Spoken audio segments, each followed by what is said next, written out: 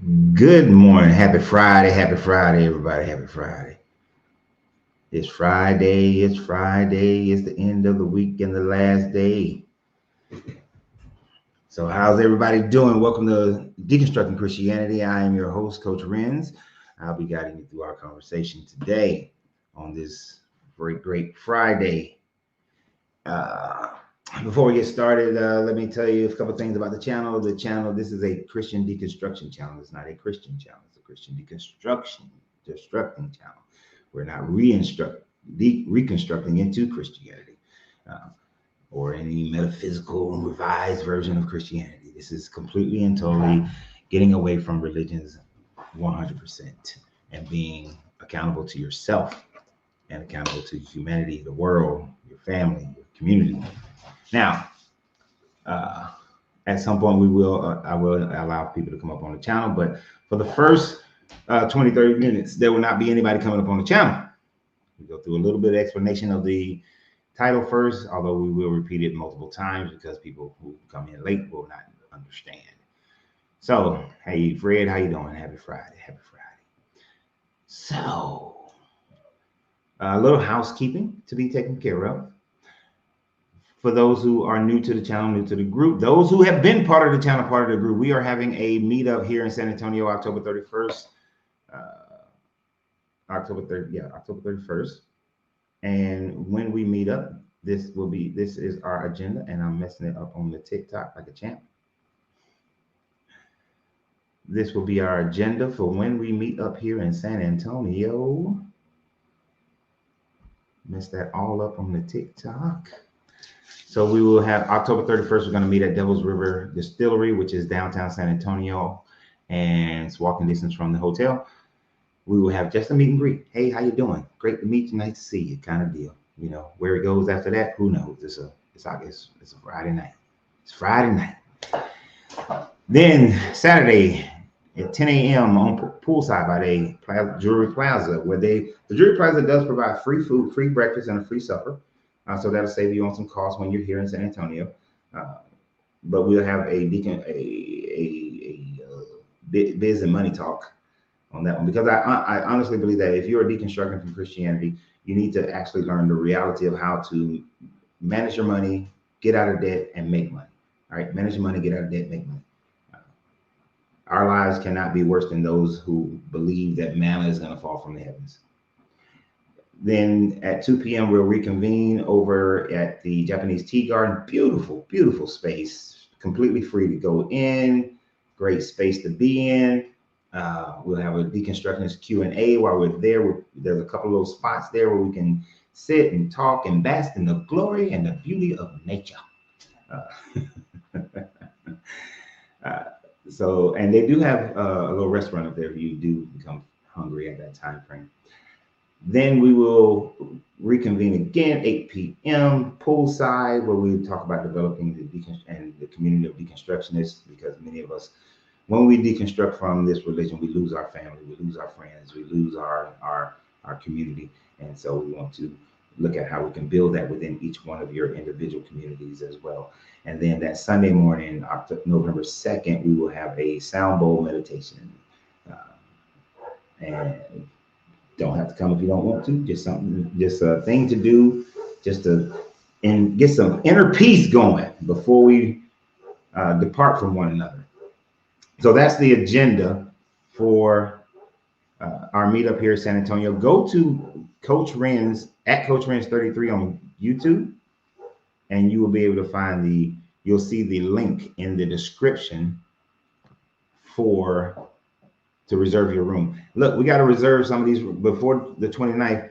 We need a certain number of rooms reserved. We need to get there. We're close, but we need to get there. We need to get there. Okay? We need to get there. Otherwise, I'm liable for the extra rooms, I believe. I'm asking that question to the hotel right now, but from the language that they spoke to me yesterday, I will be liable for that. I don't want to be liable for nothing. All right. So we got that part out of the way. I will remind everybody of that towards the end of the show, or if a shameless promotion opportunity comes up, I'll do it again. All right. Hey, baby, how you doing? What up, White Soul 5? So let me get prepared here.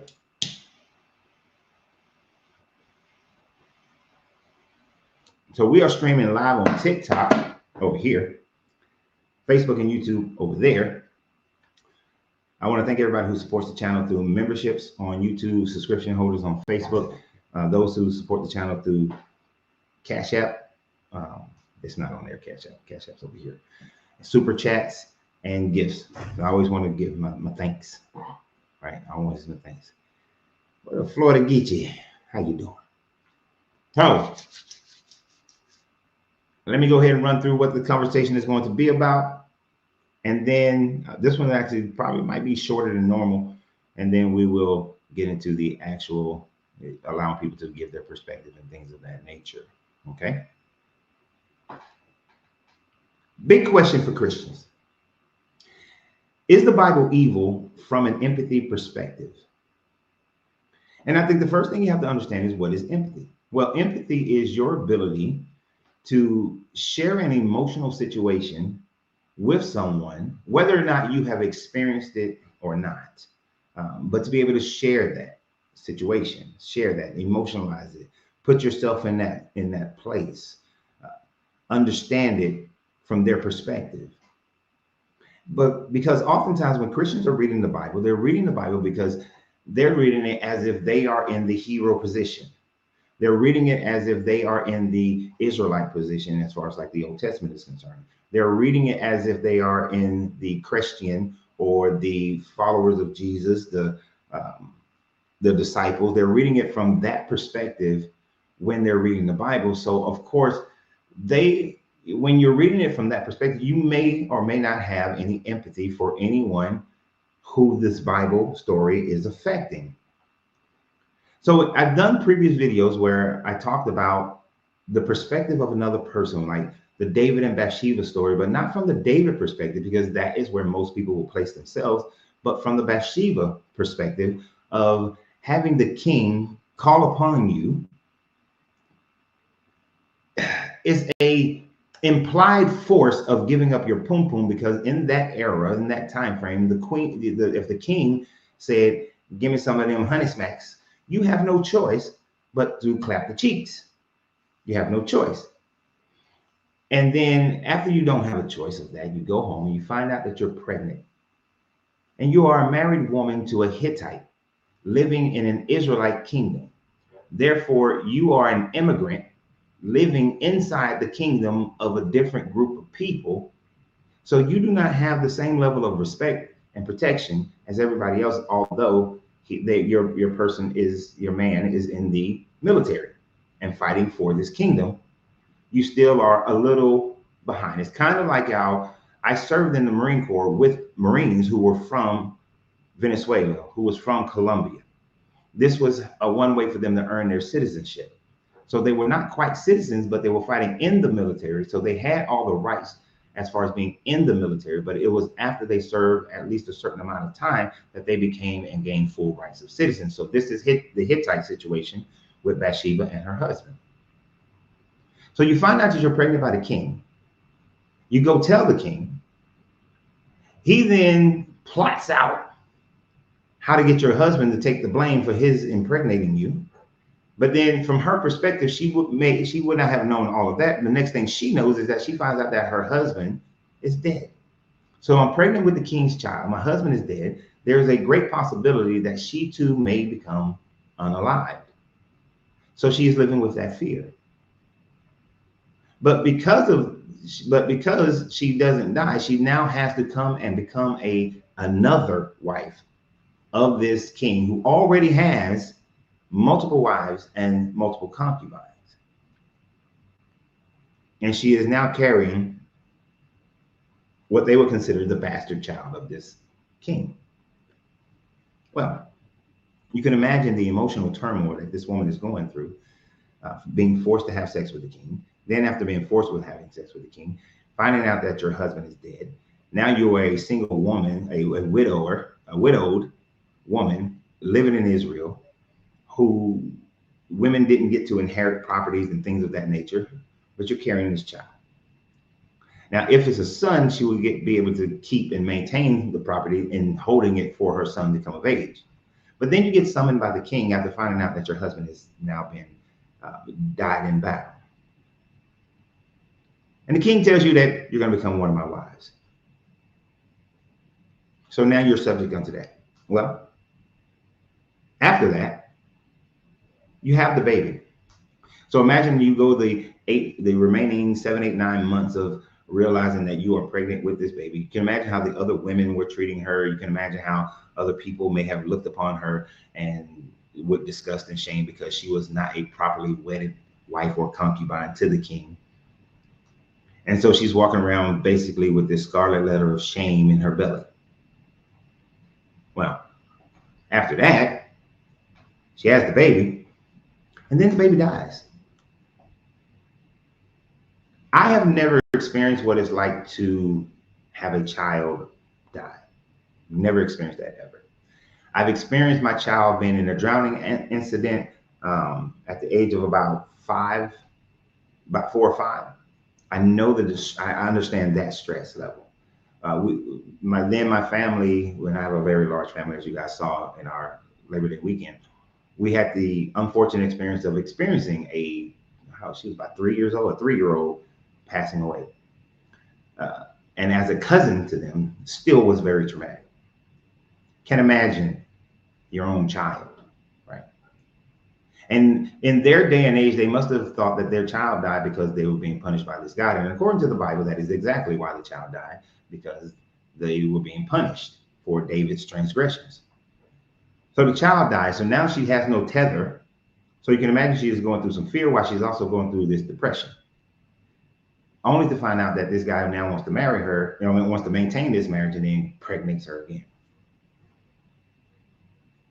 If you were a woman, if you were in Bathsheba's shoes, you would be constantly living in a state of fear and confusion as an outsider in this land.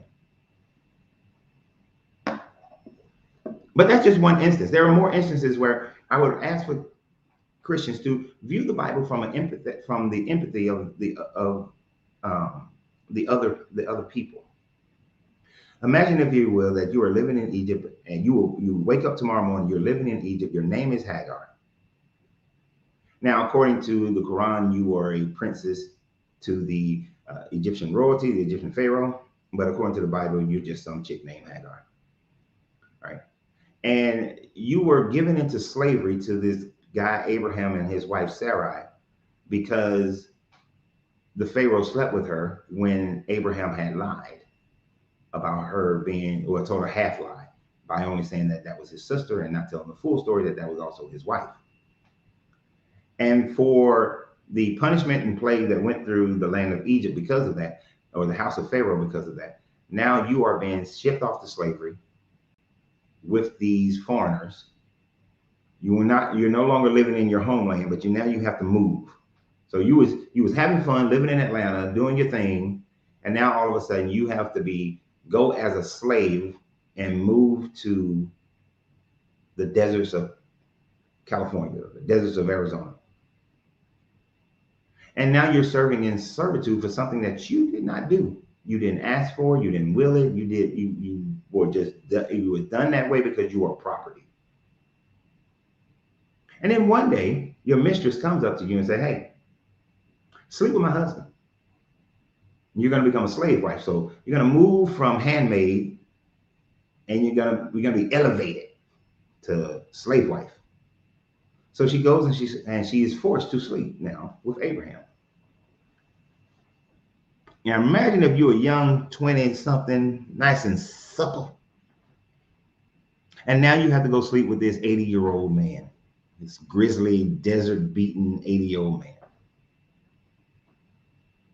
So you have to give up the poom poom, not by choice, not because of love, not because of interest, but you just have to give it up, no matter what. What is the emotional toll on that? And then after giving up the poom poom, you get pregnant.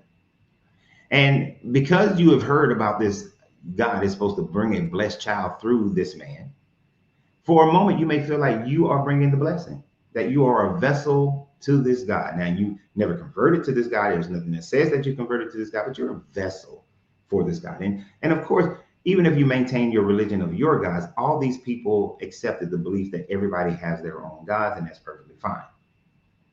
And so you're going around, you're doing your thing. You have the baby. It should be a time of celebration.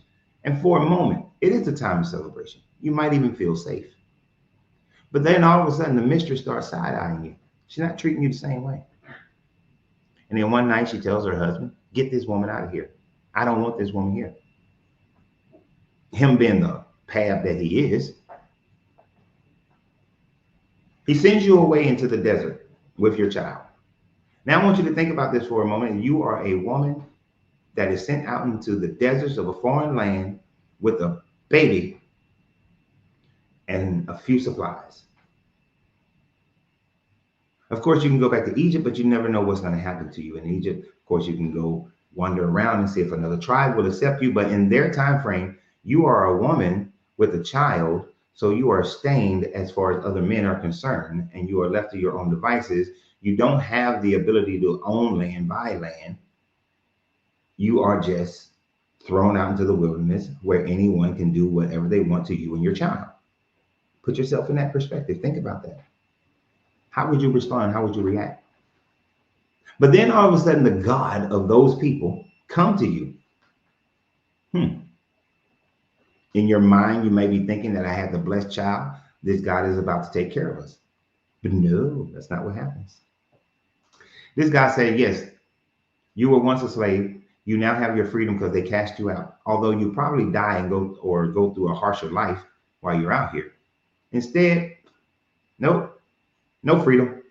Go back to your master. Be good to her. Be good to Sarah, the woman that just got you kicked out into the desert with your small baby. Go back and become a slave to her once again. And so you go back. And then once you go back, Sarah treats you a little funny, but Sarah's now pregnant. Sarah gets pregnant. So you think, I'm good, I'm safe. And some years go by. Your child is big, and Sarah has the baby. And then, as kids would do, it doesn't say that Ishmael mocked Isaac. Kids were just playing or talking or doing something. And all of a sudden, this woman gets mad again because she doesn't want your child to share in the inheritance of his younger brother, because in their time frame, you can say that the older brother is supposed to gain the inheritance, gain the blessing. But since she was a slave wife, you can supersede that and say, no, it's going to go to the second child. But all of a sudden, this woman starts looking at your son, looking at you, doesn't want you to have any of the blessing, any of the inheritance. So she says to her pad husband, get rid of this woman and her child.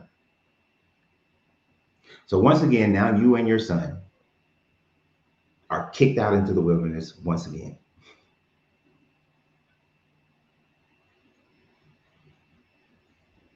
And now you're distressed and you're sad.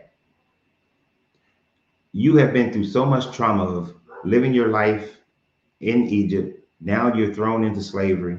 Now that while you're in slavery, this woman forces you to sleep with her raggedy old husband. Then after having to sleep with this man, you get pregnant, you have a baby. But then the wife now gets mad at you for the situation that she created, kicks you out. This Pab does whatever she says and kicks you out. Now you're kicked out. And this God tells you to go back into this slavery. You do it. Then she kicks you out. You feel safe for a minute, but then she kicks you out again. Now you're out in the wilderness, out in this desert. And so you set your son over to the side because you can't bear to watch him die. You feel lost. You can imagine the level of depression that this woman is having.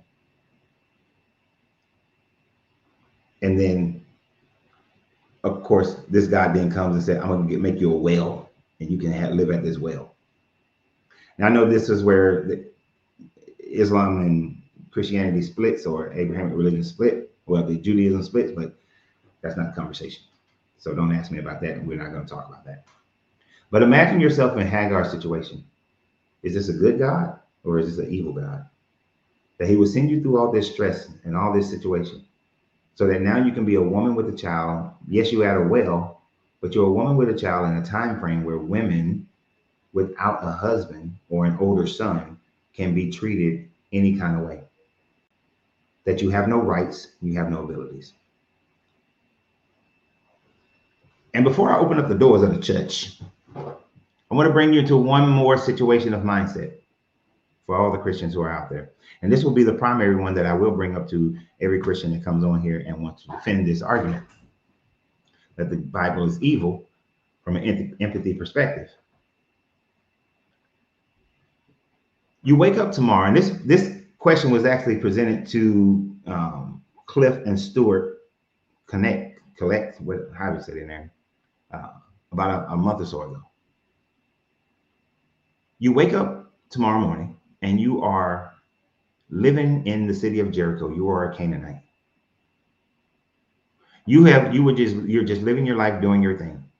You believe and worship the God of your town, of your city. But then all of a sudden, here comes these Israelites, and they are hell-bent on destroying your city. You don't know nothing about this God. You think that their God is their God, your God is your God. And they desire to conquer you, and they want to kill you. And you have let's say you have a husband or a wife, and you have children, you got your animals, and they are hell-bent on killing you, your family, your children, and killing all the animals that you own and burning down your whole city. Would you not fight back against this God? Would you not think that this God was evil? Because let's say you do know the story of these people. In knowing the story of these people, you know that this supposedly good God, when those people rebelled against this God, didn't worship this God didn't seek to destroy and kill and genocide all of them. This God decided that, oh, I'm going to send you a prophet. I'm going to send you Moses. I'm going to let him bring you out of this situation that you're in, this slavery that you're in.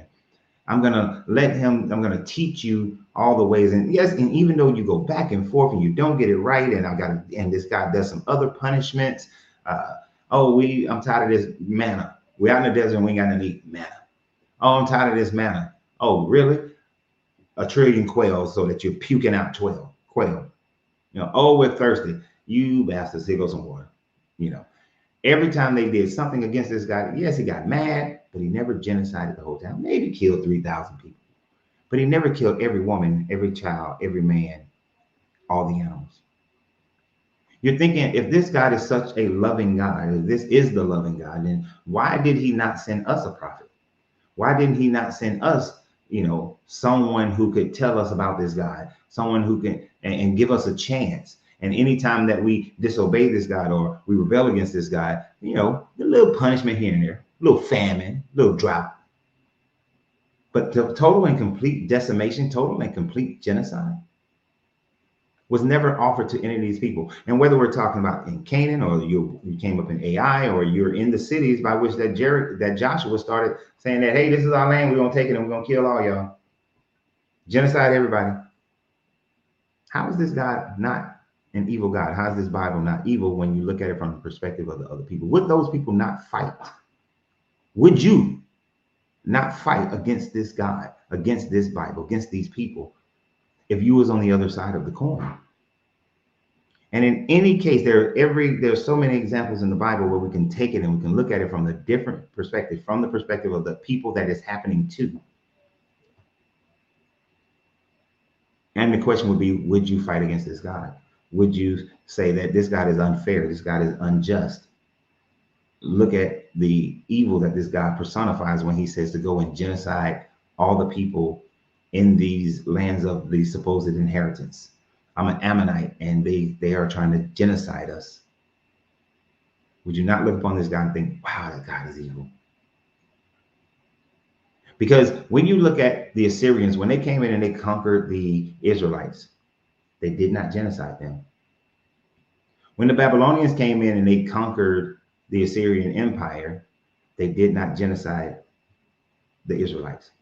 When the Persians came in, they did not genocide the Israelites. When the Greeks came in, they did not genocide the Israelites. When the Romans came in, they did not genocide the Israelites. Nobody else's God came in and tried to genocide all the people. Only the God of this Bible is the one that comes in and tries to genocide all the people. So, and this God never tried to convert anyone else. Oh no, you're not my chosen people, so I'm not trying to convert any of you. I'm not going to send you prophets. I'm not going to send you anybody. I'm not going to put you in a prophecy. I'm not going to try to convert you. I'm not going to try to do any of those things. All I want to do is genocide and kill all of you. If you was born, woke up the next day as one of those people, why would you ever want to worship this God? And you would think that this is the most evil, war-like God ever created, right? And Joshua, you weren't paying attention. I said they never they never genocided the Israelites. And what civilization did the Romans genocide? Don't just say shit that you cannot prove. So you got to make a statement. I love when people do that. But anyway, I want you to take this under consideration.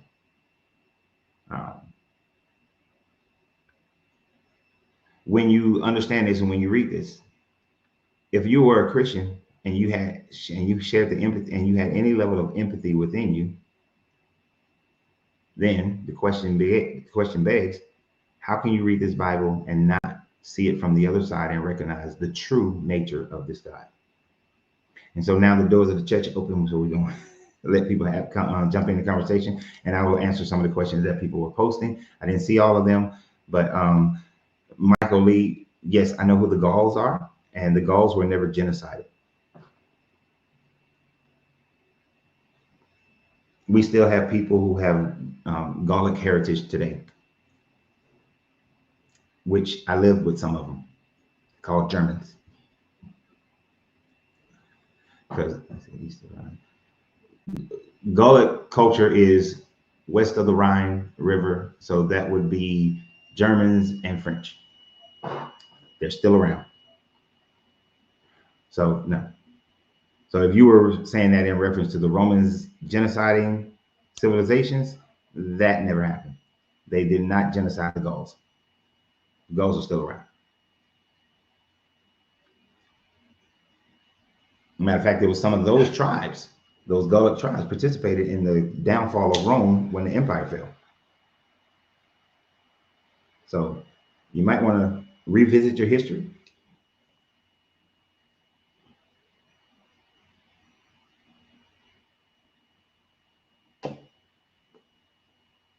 So you might want to revisit your history on that one, because that never happened.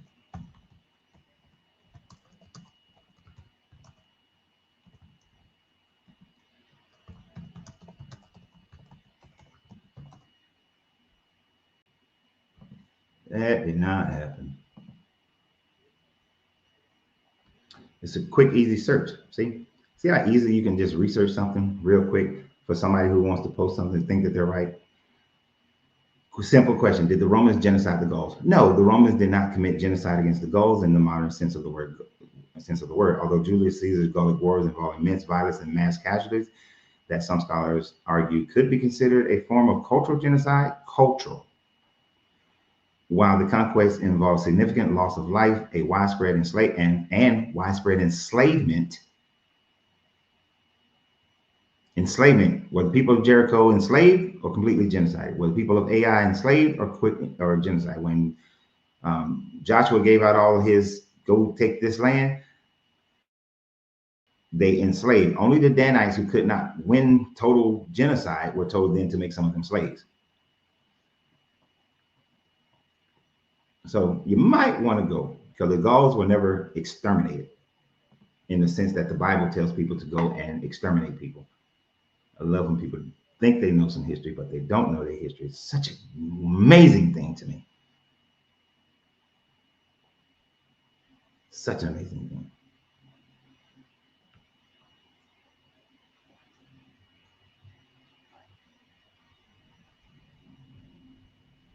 And then he claims that I know my history well.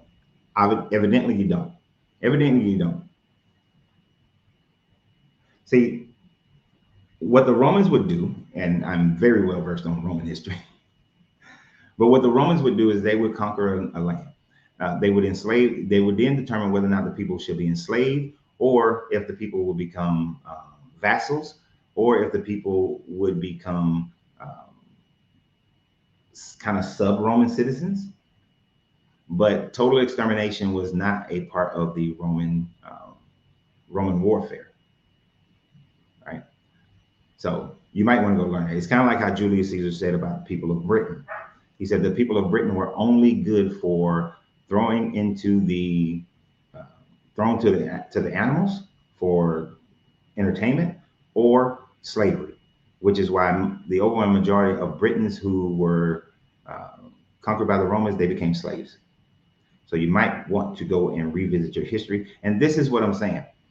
How Christians have an inability to read this Bible and read it with any levels of empathy to be able to see that their Bible is evil. Because now he's looking for other instances where he can say, well, they did it. But no, you do not have this. You do not have this. Sure, there are some wars that there were great losses of life because of the longevity of the war, because of the number of people involved. But as far as genociding, a God given the command to go and genocide all these people, every now and then you can keep the young girls as your wives. Now take the perspective of these young girls. You're a 12, 13, 14-year-old girl, and you've been living your life with your parents, running around, doing your little thing, being a little girl, knowing that you're coming of age, that you're going to start your own family. But then all of a sudden, here comes these people. They kill your grandparents. They kill your parents. They kill all your uncles and your cousins and your brothers. Then they kill all the young boys. And after they kill all the young boys, then they kill all the women. They kill all your aunties. They kill all your moms. They kill all of your women cousins who have been married or have known a man, had a child. But then they take you as a virgin and then gives you to an Israelite man and make you become his wife and make you worship their God and make you have babies with this person. Do you think this young girl will ever truly love this person, ever truly love this God? No. It'll take generations for people to fall into the okie doke of believing and loving this God. This is what happens in slavery, no matter what type of slavery we're talking about or colonization. But this is what happens in slavery. You force the people to worship your God. And then after worshiping your God, after it takes a couple of generations, then those people believe that that's the right God that they should believe in.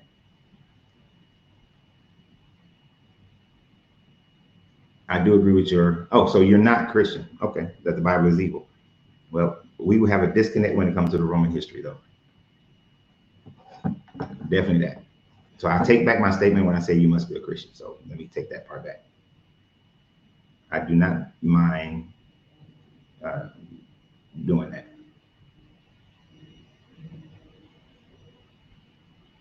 Tom said that Satan kids believe the Bible is evil. Satan does not exist as far as it being the devil. Satan is actually an angelic being that lives in the heavenly court, that goes into the heavenly court according to the story of Job, which is the only time the word Satan is used, that he is in this heavenly council going back and forth from earth to heaven. So God doesn't mind for the one who supposedly rebelled against him to dwell within him and get a report and then make a bet. Come on, man. You really believe that the Satan is the devil because some 3rd, 4th century church fathers decreed it?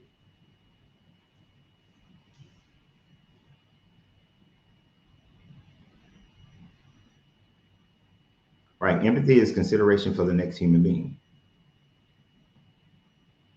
So that's why I put you in the place, in the time frame. If you were someone who, if you were living in the city of AI, of course you would fight against the Israelites. Their God is evil. These people genocide you. They laid an ambush, and then instead of fighting you like men, they go back and they burn your city and kill your women and kill your old people, kill your children. Even today, we have Geneva Conventions that tells us that, hey, no, we're not going to kill innocent women and children purposely. Collateral damage does happen, but we're not doing it purposely. But these Israelites said, hell no, total war. Total war. We're just going to kill everybody in the town. And one of the reasons we got to kill everybody in the town is because when they met some of their cousins, the Moabite women, and they got some of that Moabite pum pum, them men started saying, shit, I'm finna worship y'all version of Yahweh. I'm finna worship Baal because that Moabite pum pum is good. I see why Lot didn't mind getting drunk, having sex with his daughter so the Moabites can come around. That Moabite pum pum got some sweet juices to it. And this guy then killed 3,000 of those men. Well, every man who has slept with one of these women, because their mind was so weak against the pum pum.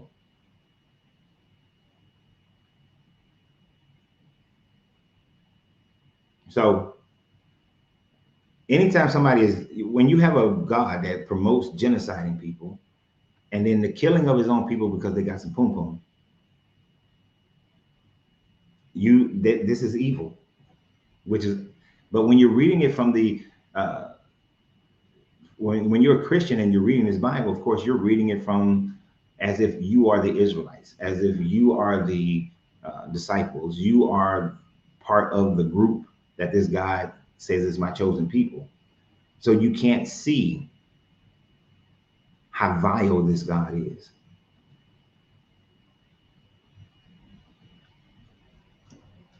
It's kind of like, what's the song? Rapper's Delight. That dude invited that man over for dinner. That food wasn't no good. But he had been just eating it, even though he knew it wasn't. Well, he knew food wasn't no good. But he'd been eating it all his life. He might have thought it was good. So that might have been the best example. But I've been in those situations where somebody who's grown up eating a certain thing think that it's good. But when I eat, I'm like, nah, it's nasty. Positive.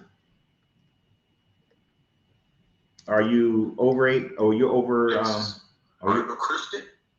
Are you over 18? Are you over 18? Yes. Okay. I'll be 60 next month. Okay. You're on TikTok, so I have to ask that question. Right. And are you a believer in the Bible? Okay. Are you a Christian? Nope. I used to be. I used to be deeply rooted. Within the faith of Christianity. I was a Muslim at one time, a Hebrew Israelite at one time. You know. I understand. Can you speak up for me a little bit? I'm saying that there you go. I was deeply rooted within the faith of Christianity. Can you hear me? Yeah, I can hear you great now. Yeah. I used to be deeply rooted. I'm talking about deeply rooted. Everywhere I used to go, I used to preach the gospel. Mm-hmm. You know, I was a Muslim at one time. You know, Nation of Islam, Muslim. Sound like somebody was coming in. A Hebrew Israelite.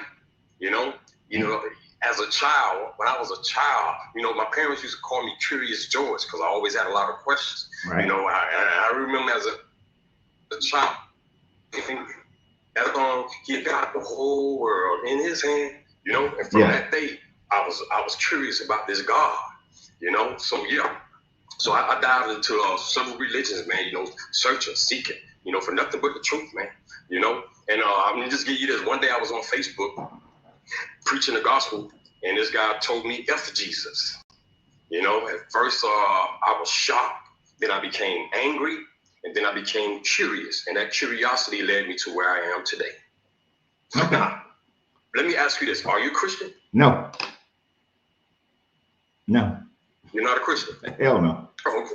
Okay, because I'm going from platform to platform, you know, asking these Christians this question, which will... You're muffled again.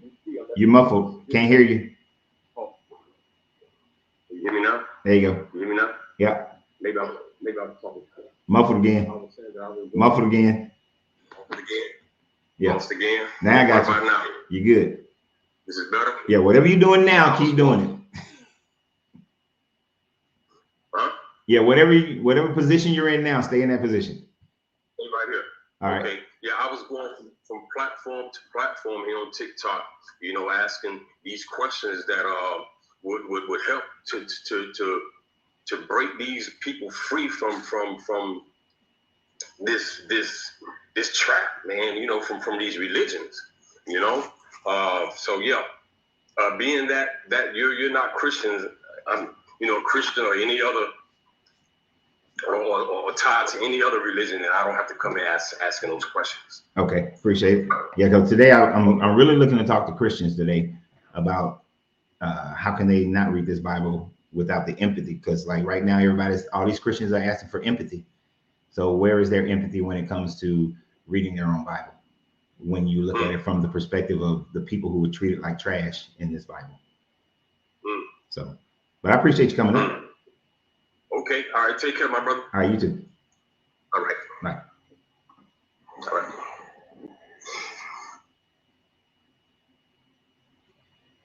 All right. A positive energy. That's what it was. I didn't see the other part. Yeah. So let me see.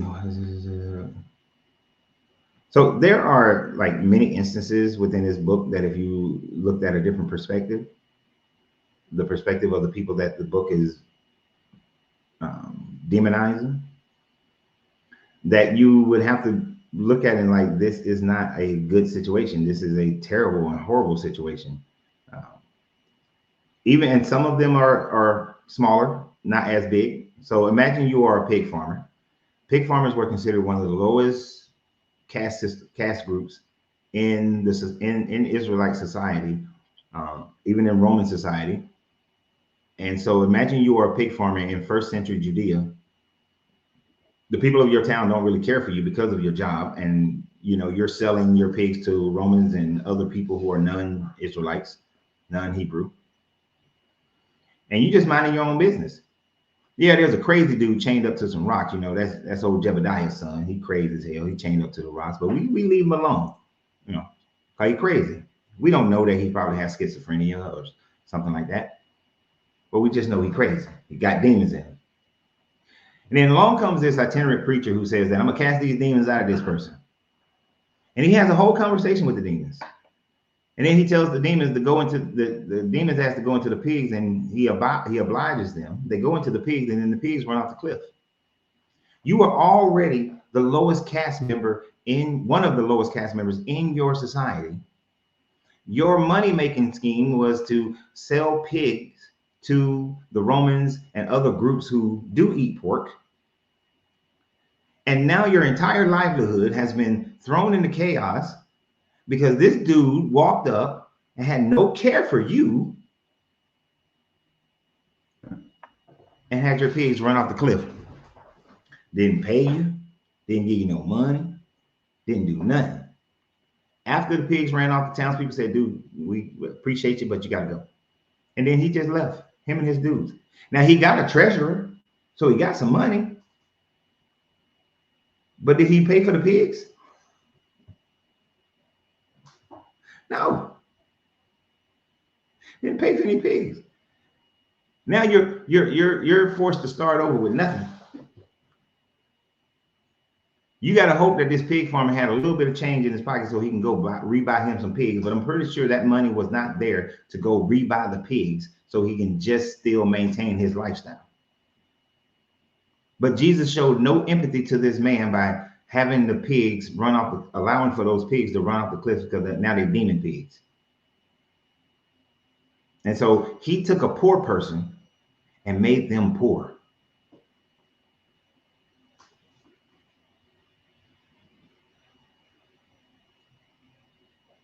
At no point, Jackie McCall, did I say that all Christians don't have empathy. You can rewind this 11 times and you will not find me saying that all Christians don't have empathy.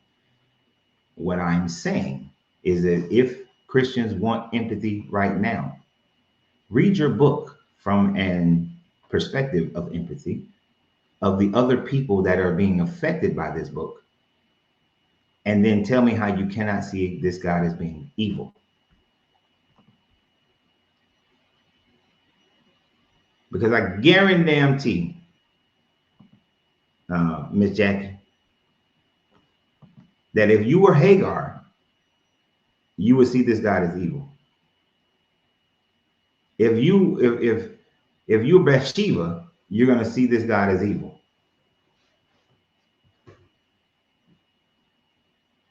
If you were a woman living in any of the Canaanite cities that were supposedly genocided, you would see this God as evil, and the people that are serving them as evil, because they are coming in to genocide you when y'all didn't have no problems with them.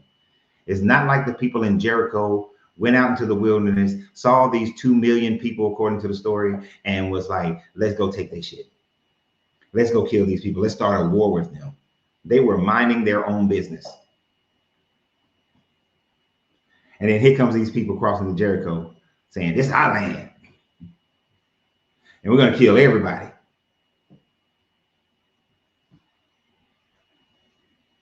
The only thing that you would have known that there's some wandering tribe of people that just wandering around the Sinai Peninsula over and over again. You know, they're just a nomadic tribe. It's a big tribe. And then you're hearing about them saying that how they genocided these people and genocided those people. And you probably like, oh, hell no, here they come. So of course you're going to want your men to fight back, to fight against this, because you want to sustain your life. You want to sustain the life of your children, because these people have been going around genociding all the people. If you were in the city of AI and you found out that down the street, they genocided all the people in Jericho and burnt the city down and burnt all the animals and killed all the babies, you're going to fight them.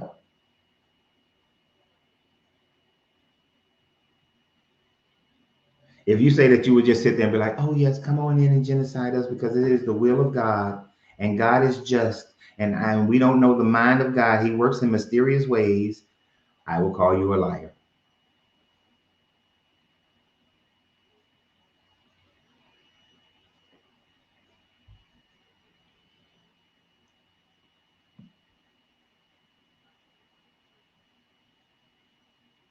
Okay, so you didn't, okay. I'm not here to speak for the Christian. Okay, I'm confused then, Miss Jackie. I'm sorry if I understood it wrong. Oh, you're not. I'm sorry, Jackie. You're a dude. My apologies again. I never saw your picture, so my apologies again. You're a guy, Mr. Jackson, Mr. Jackie, Mr. McCall. My apologies. I'm not here to speak for the Christians. I never said that. You said Christians don't have empathy. I never said that. That was just a statement I made. My apologies. I will say one of the problems with text is that it has no tone. So sometimes I will misunderstand what a person types. So if I do, just let me know, and I will quickly apologize for misunderstanding what a person is saying. The creator is not evil. Irrational individuals who choose evil are. They weren't minding their own business. Who created evil? Who created evil? In order for there to be evil in this universe, then this God had to have created evil. And therefore, since everything was created by this God, from this God, then evil was in this God. And it is on full display in this Bible. So who created evil? You see, you want to believe that this is a fair and just God, but there I say again, how is he a fair and just God when he was willing to send prophets to the Israelite children, but he sent no prophets to anyone else? 90% of the time, 99% of the time.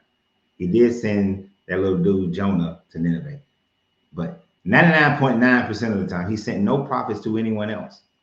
Even when Isaiah was trying to show that my God is stronger than your God, did he do the demonstration and just burn the animals that was on the altar? No, he then killed all the priests of Baal. He didn't even give them dudes an opportunity to say that, hey, you know what? Damn, we called on Baal. We cut ourselves. We did everything in our rituals and everything. Baal didn't show up, but your God showed up. We are priests of the wrong God. We are now ready to believe in your God, Isaiah. Not Isaiah, Elijah. We're now ready to believe in your God. Was that opportunity afforded to them? No. But how many times has this God given the Israelite kids opportunity, but he doesn't give anybody else an opportunity? That's evil.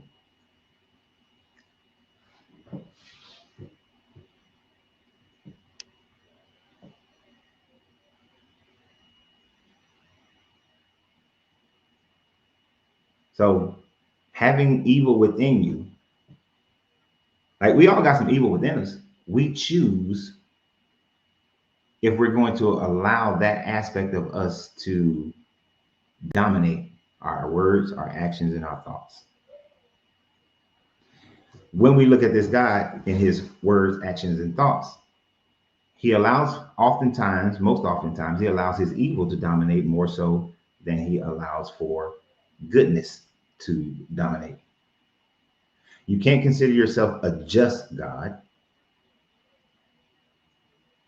if you don't give other people an opportunity to convert over like you gave those little jokers opportunity after opportunity after opportunity after opportunity.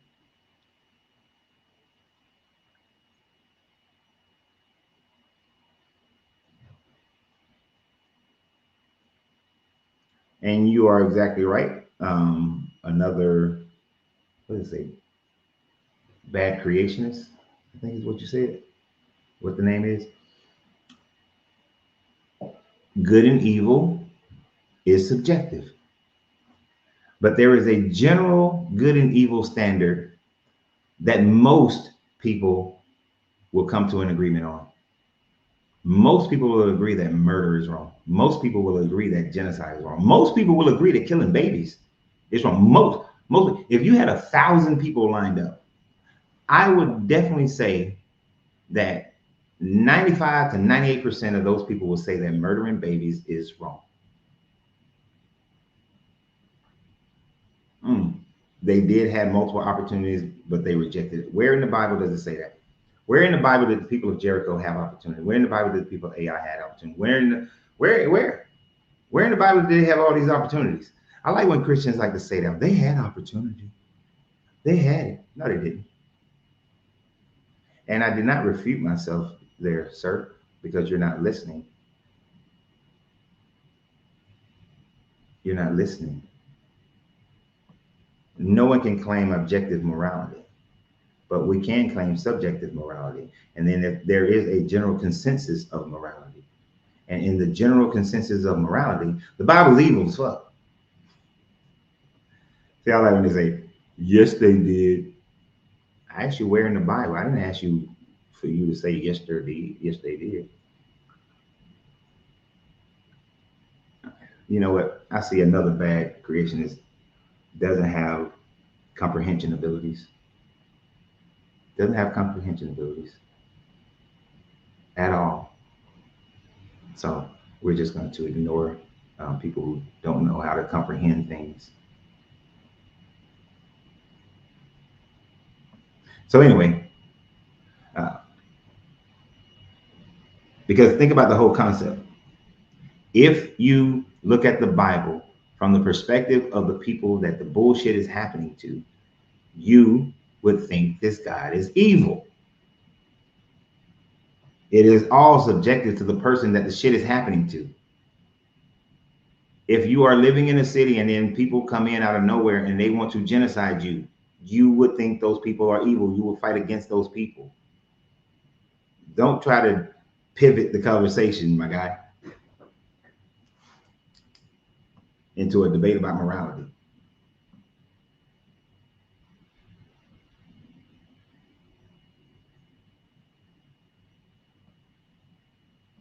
Most Christians, Bert said that most Christians project modern secular morality into the Bible and then claim that they got their morality from the Bible. Exactly. Thank you. Exactly. The morality that people are interjecting into the Bible is based on what they do today. It's just like they like to claim, oh, God got rid of American slavery. No, he didn't. The secular morality in America started going against slavery, and so they then try to imprint that into their Bible when the Bible is wholly, completely in favor of slavery. Just like the fact that it was written in there is because of the morality of those people at that time frame that thought that slavery was a good thing.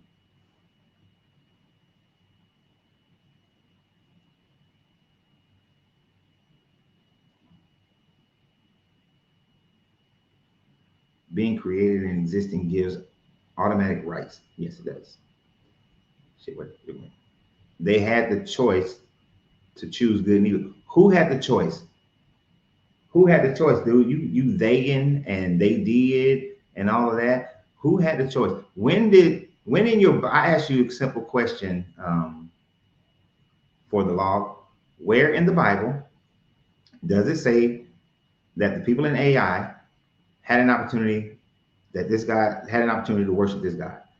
That this guy showed up and said, hey, people of AI, I'm bringing my children over here. This is going to be their land. But if you start worshiping me, I'll let you stay amongst them. You can be some of the foreigners that live amongst them. But you just got to worship me. When did he say that? Never said it. When did he say it? When did it happen? When did the prophet come to the people of AI and say that? When did a prophet go to the people in Jericho and say that? When did a prophet go into all the lands of Israel that was given when Joshua was given inheritances and they said that? When did that happen? When? When did a prophet go into Egypt and tell when Abraham showed up so that the plague wouldn't hit their house and let them know, hey, this is the real God? When did they go to Amalek and this God said, hey, don't take this woman? He waited till after Amalek took the woman. Wait till Amalek was going through punishments.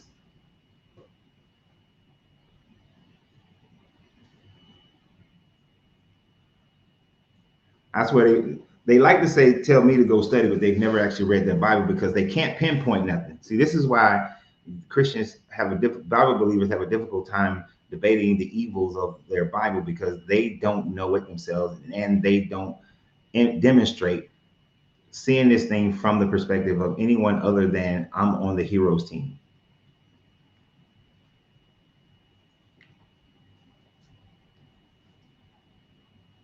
Oh. I have to come up here and do this to you once a week. City. Yeah. I have to keep coming up here once a week for you, my brother. Okay, so tell me, I asked the question, when did this God go to the people in AI and send the prophet or give them an opportunity? Brother, let me say this to you. I want you to answer that question that I've asked over and over again. You haven't answered that question. When you said that they had an opportunity to choose good over evil. When did this God go and show them that who he was so that they can choose good? May I answer? You gonna let me answer the question? Yeah. Okay. Let me say this to you. Sir, this Bible has 66 books. And each book, let me finish now, give me that opportunity. Each book has at least 20 chapters in it. Do you really think one man can answer every question that you have already prepared for before you got up here on this little channel? Brother, I can ask you a question about Ezra. Did you say, when I was talking about them, did you say that they had an opportunity? They did. Did you make the statement? Absolutely. All right. So if you're going to make the statement, prove the statement. See, here again, this is where we say you want to cut me off. See? So again, I can ask you a question about Ezra. I can ask you a question about Mordecai. Nobody can remember everything about this book. If I ask you what's 2 + 2, why would you start talking about division or fractions? I asked you about 2 + 2. I didn't ask you about the concepts of math. I asked you about 2 + 2.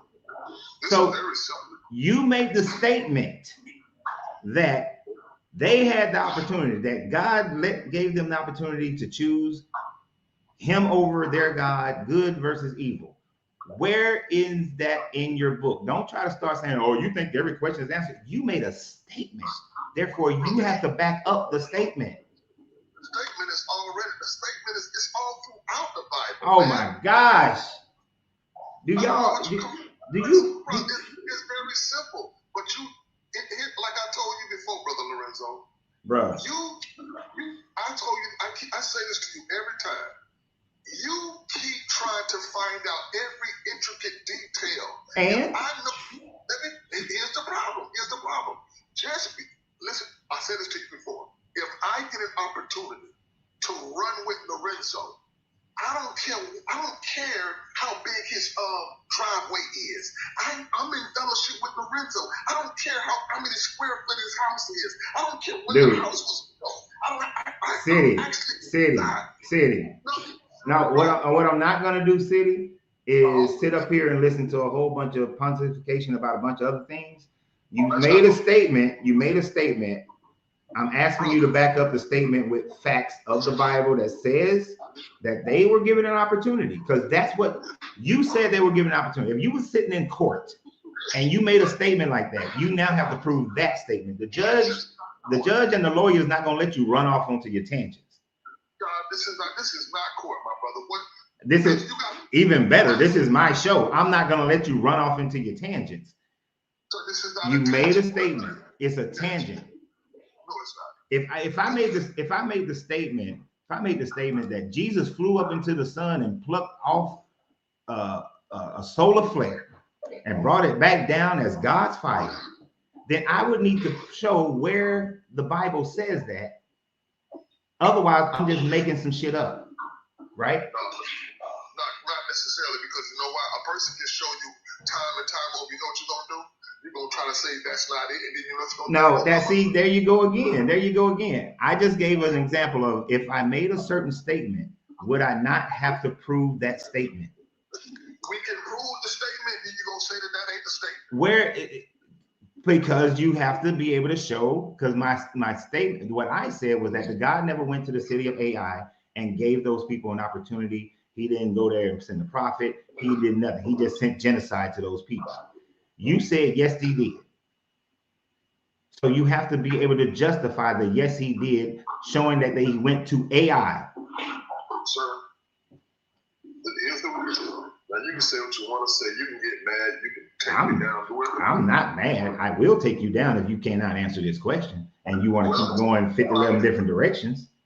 The question has clearly been answered over and over. You just don't want to believe it. You have never answered that question. Everybody on here, there are some comments you can't see because it's on a different platform, but you ain't answering no question. That's not what I said. I didn't say I didn't answer it. I said that the question has been answered over and over. You just don't want to receive it. Oh no, I received the answer. The true answer is that this guy didn't give two shits about the people in Ai and just wanted to genocide them because he only cared about his children and he wanted them to have that piece of property. If you think, because that's what the Bible says. If you think a person that created human beings don't care about human beings, then brother, there's no hope for you.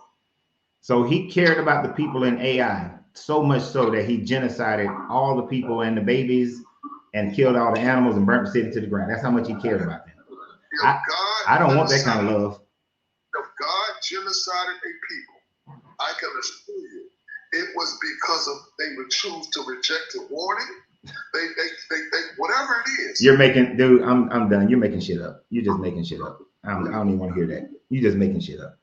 I'm not dealing with this childish Christian mentality of I'm gonna add stuff to the mentality of this guy. I'm gonna add stuff to this book that I'm supposed to believe in order for me to be able to justify me not having empathy for the people in Ai, for the women in Ai, for the babies in Ai, for the old men and old people in Ai.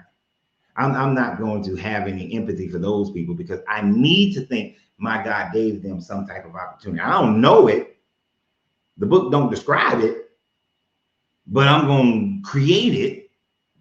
And anytime, if I were to create a thought process of their God that wasn't in their book, they will be like, where's that in the Bible? That ain't in the Bible. You can't just say that because it wasn't in the Bible.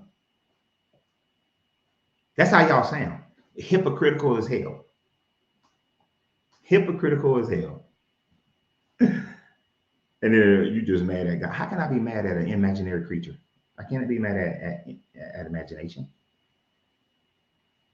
Man. Why can't I get some of them smart Christians? Reasonable. Think rationally. And I kind of like it, City. City is probably somebody I can hang out with. But right then he irritated me by not answering the question. Divine, I didn't see the rest of the name. I don't remember the rest of the name. Let me put it that way, because that wouldn't be true. I did see the name. Are you over 18? Yes. Okay, cool. And are you a believer? No, I'm not. I just want to give you a perspective on why I think they act the way they act. Okay. Like, if you notice throughout history, they become combative. But these are people who don't have the self-control or mental control to work within their own capacity. So they use the Bible as an excuse and a control system so they can have either one or two things happen. If they right, they can say, well, the Bible said I was right. And if they wrong, they can say, well, I can ask for forgiveness and I have a second chance to do the same thing. That's all I wanted to say, brother. Appreciate you. I appreciate you too. Yeah. And then what's worse is when you've been born into it, you ain't never really thought about it. You ain't never really stepped back away from your emotional ties to it and say, is this shit true? Does history back this up? Is there anything else that back this up other than my belief and my faith? And my faith is based on the fact that I either grew up in it or I was surrounded by it because of the country that I live in. Right? Why do I actually believe in this God? Right? Other than, my fear of going to hell and my indoctrination, do they ever step back and ask themselves those types of questions? I really doubt it, that those types of questions are truly asked and truly thought about, because you can't ask that question and 5 minutes later you got an answer. But you really got to think about it, contemplate it, rationalize it. Do you look at the Bible and say, well, how must the people in AI felt? How must the Pebusites and the Jebusites, how would they have thought was going on at this time frame? Right? And it is because of those types of questions and many other things, but it is because of those types of questions that made me eventually deconstruct from this Bible. You see, because as many of you know, at first, up until I was in my mid 30s, I was all about being Christian and promoting the religion and teaching the religion. But I did see that some things were taught wrong, and I wanted to correct those things. But in my zeal for Christianity, it led me to my studies. And when I saw that it was disconnected from history, then I started saying, well, these are just made up stories. Or these are, and then I tried to they're allegories or so on and so forth. But then I started to realize, no, this don't connect with history. This don't make sense with history. This Exodus never happened. This flood never happened. Well, if these things didn't happen, then how can this God be true? Maybe it's just an allegory. Maybe it's just a story, to get us to a certain point. So I went into the whole metaphysical thing until I finally just started asking myself the true and the hard questions. Why do I even worship this God? Why do I believe in this God? Why do I accept this version of the narration of human history? And then I started to look at the Bible from a different perspective. What would Bathsheba have been going through? Why would this guy put them through that? What would a small child, you 9 years old, and you're just running around being a kid, and all of a sudden these people come in and this grown-ass man cuts your throat? You're a kid. You're 6, 7, 8, 9 years old. And this guy kills you. This man kills you in the name of his God. Now, when the jihadists say we're going to kill you in the name of our God, y'all got a problem with that. But you have no problems with the Israelites going around and killing all the people in Israel in the name of their God. You don't have a problem with that. You celebrate that, as a matter of fact. That is part of y'all's celebration. Y'all celebrate Jericho. Y'all celebrate AI. You look down on Hagar.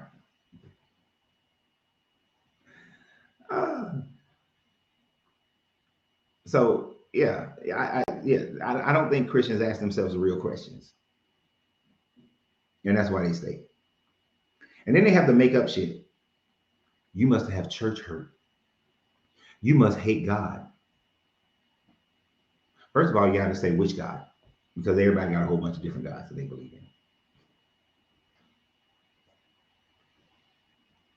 But I have no church hurt. And I'd have no hate in me about this God. I can't hate a God that does not exist. I don't hate. Now, do I hate what people do in the name of this God or any other God? Hell yeah, I certainly do. I would hope that any person would hate the actions of a person who killed someone because they believe this God told them so. And what's funny, here's the contradiction. Here's the contradiction.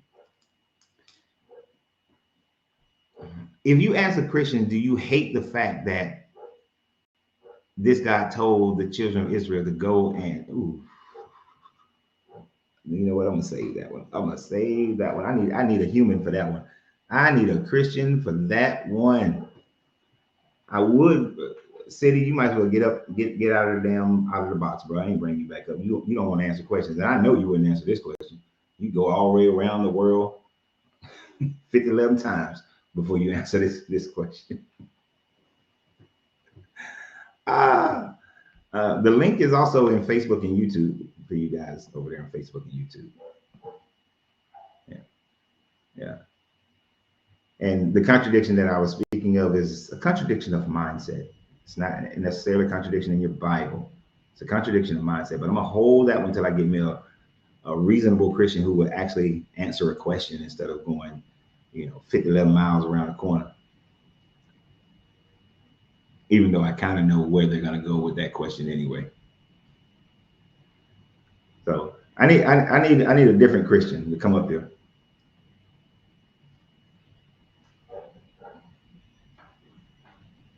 I need a different Christian to come up here because this question is gonna burn my brain until I can ask it.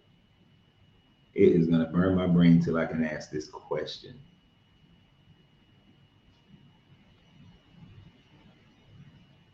You don't like being out of control. You need to surrender. Why would I want to be out of control? One of the things the Marine Corps definitely taught me, and my grandfather before that taught me, was to maintain your bearing. But that doesn't mean that you can't speak loudly or aggressively. There's a certain way, certain time frames that you do that. But why would I want to lose control? Why would I want to surrender to an imaginary God? Right? Why would I? That doesn't even make sense. Dude, and this is a whole nother thing that Christians like do. I'm sorry, y'all don't. The City is tripping. Last time me and City talked, I thought we had a good conversation. Now he talking about I'm afraid of him. I'm not afraid of you. I just don't want to deal with people who won't answer the question. And it's as simple as that. You don't want to answer the question. You want to go 11 miles around the corner. No. Right? No. It's Friday. Not that that means anything. But no. And then he answered. Does anybody, if y'all felt like City actually answered my question about where in the Bible does it say that the people of AI had an opportunity to repent to this God, worship this God? If you think that if that was the case, that he answered the question, put a 1 in the comment if he answered the question by saying, when I said where in the Bible does it denote that? If you don't think he answered the question, put a 2 in the comment. Because let's not let it just be me. What do you mean AI? So after they destroyed the city of Jericho, according to the story, the Israelites went to and destroyed the city of Ai, according to the story. Even though historically we know that during the time frame that they would have been there, the city of Ai was already abandoned. So we know it's not a true story, but that's what AI means. Not AI as we have it today, artificial intelligence. That was the name of the city. Sometimes people just pronounce it I. Oh, so Sherry says you didn't answer the question. Bright Light says you didn't answer the question. Kevin said you didn't answer the question. Martell said you didn't answer the question. Not one person yet has said that you answered the question. Kevin said he tried to answer a question you didn't even ask.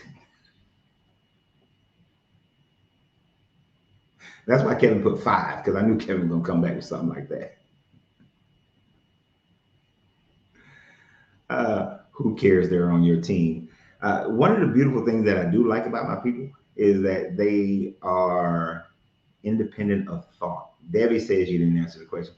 There are also Christians in this comment and on TikTok and Christians on Facebook and YouTube, and none of them, even the Christians on there, aren't even coming up and saying that you answered the question.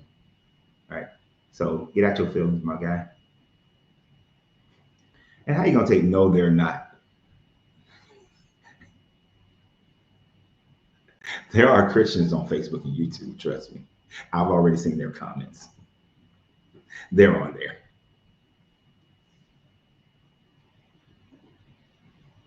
They're on there. They're on there.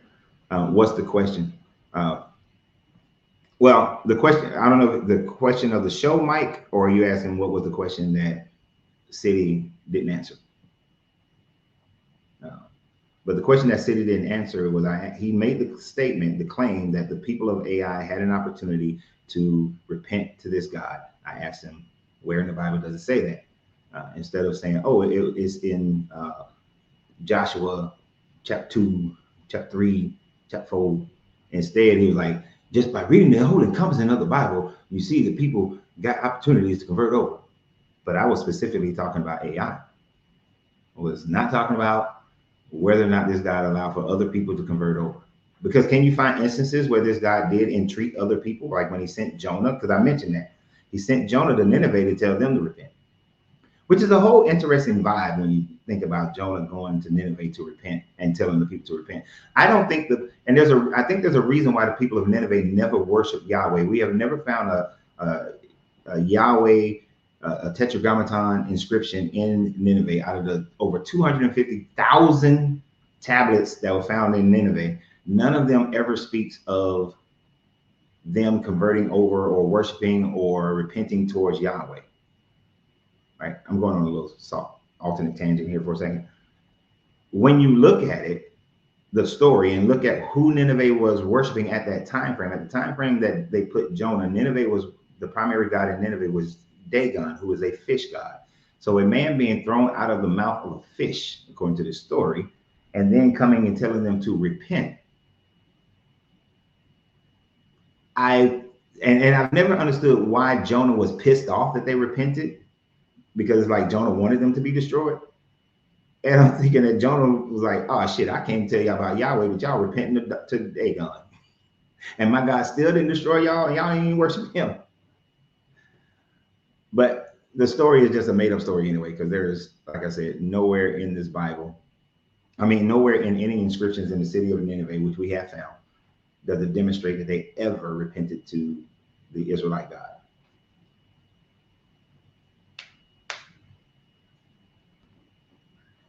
Okay, and no, I do not feel trapped. I actually feel I am way freer now than when I was a Christian. When I was a Christian, I was trapped. I felt trapped as a Christian, but I am way freer now than I ever was as a Christian. And I don't see what I say is disrespectful to your God. The fact that's like, so then you're disrespectful to Allah. You're disrespectful to Brahman. So Christ lives here. Oh, Christ lives in her. So you're disrespectful to Brahma. You're disrespectful to Oshun. You're disrespectful to Woden. You're disrespectful to Allah. You see. So you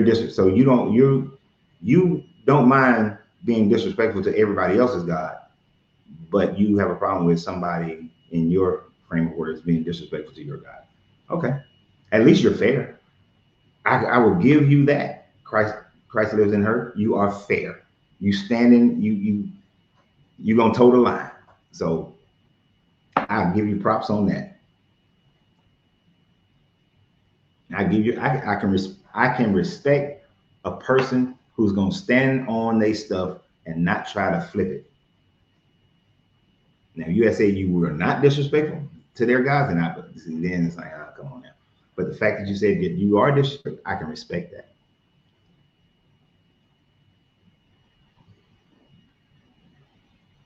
right, but I'm saying, yeah, you can't be disrespectful to something that don't exist. Yeah, y'all, Jackie he's not a Christian. I mistakenly, I misunderstood what he was saying earlier. So y'all, if y'all, I don't know what's being said, but y'all leave Jackie alone. He's not a Christian. I don't know what y'all been talking about because I don't see every comment because they go up. There's too many of them.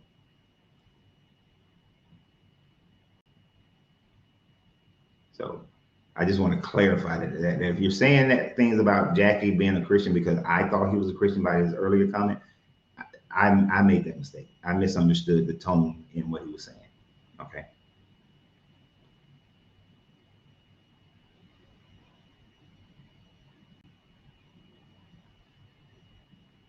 So that's on me, y'all.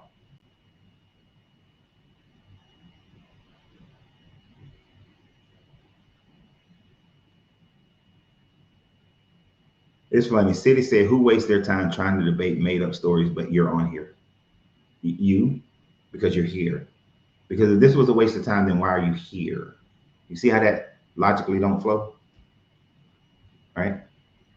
So like the other gentleman who came up, positive, what was it? Positive something. He says that he goes from Christian to Christian platforms asking Christians questions. To me, that's a waste of time. I mean, he may enjoy it. That may be something that he likes to do, and that's fine. To me, that's a waste of time. For him, it's time well used. It's time well used. So, you know, what a person claims as a waste of time to one person may not be a waste of time to the other person. Hell, for some people, it's just a hobby. So some people, it's just fun to do. It's just like some people on my channel think that me watching sports is a waste of my time and is the wrong thing to do. I actually lost. People say, I can't follow you anymore because you watch sports. And I was like, okay, don't make any sense to me, but do what you do. At the end of the day, everybody got to live their own life. Unless you're one of the people that's living in one of these cities like AI, you don't get a chance to live your own life because somebody else, God said, come in and genocide you. You know.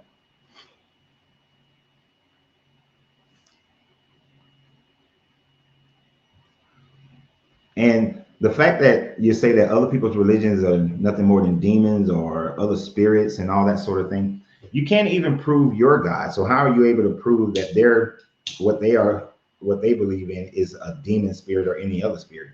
That is completely biased based on your lack of empathy for them. Here's what's funny.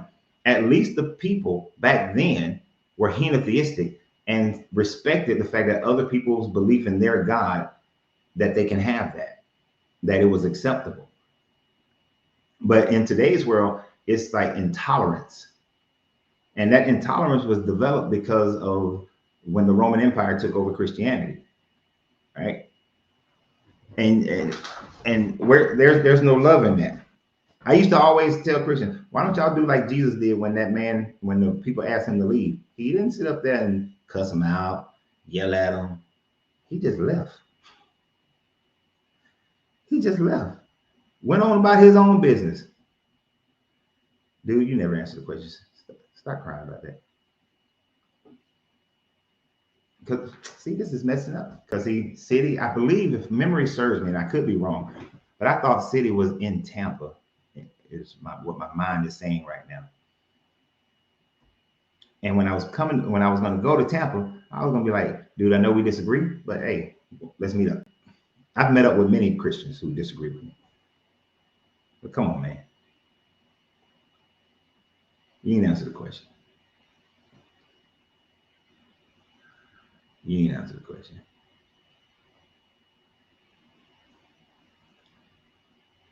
What's up, man? How you doing? What up, Matt? How you doing? Hold on for 1 second, Matt. Yeah.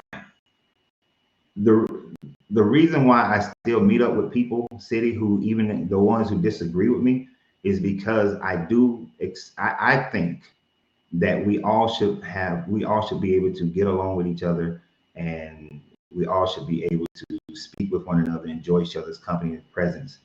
That if you can't enjoy a person's presence simply because they don't worship the same thing you do, that's problematic. That's a problem within the individual person, right? And that's part of the problem with this world that we are living in right now. So oftentimes when I travel, I always tell people where I am, and then if I don't mind meeting up with them. It doesn't matter if you agree with me or don't.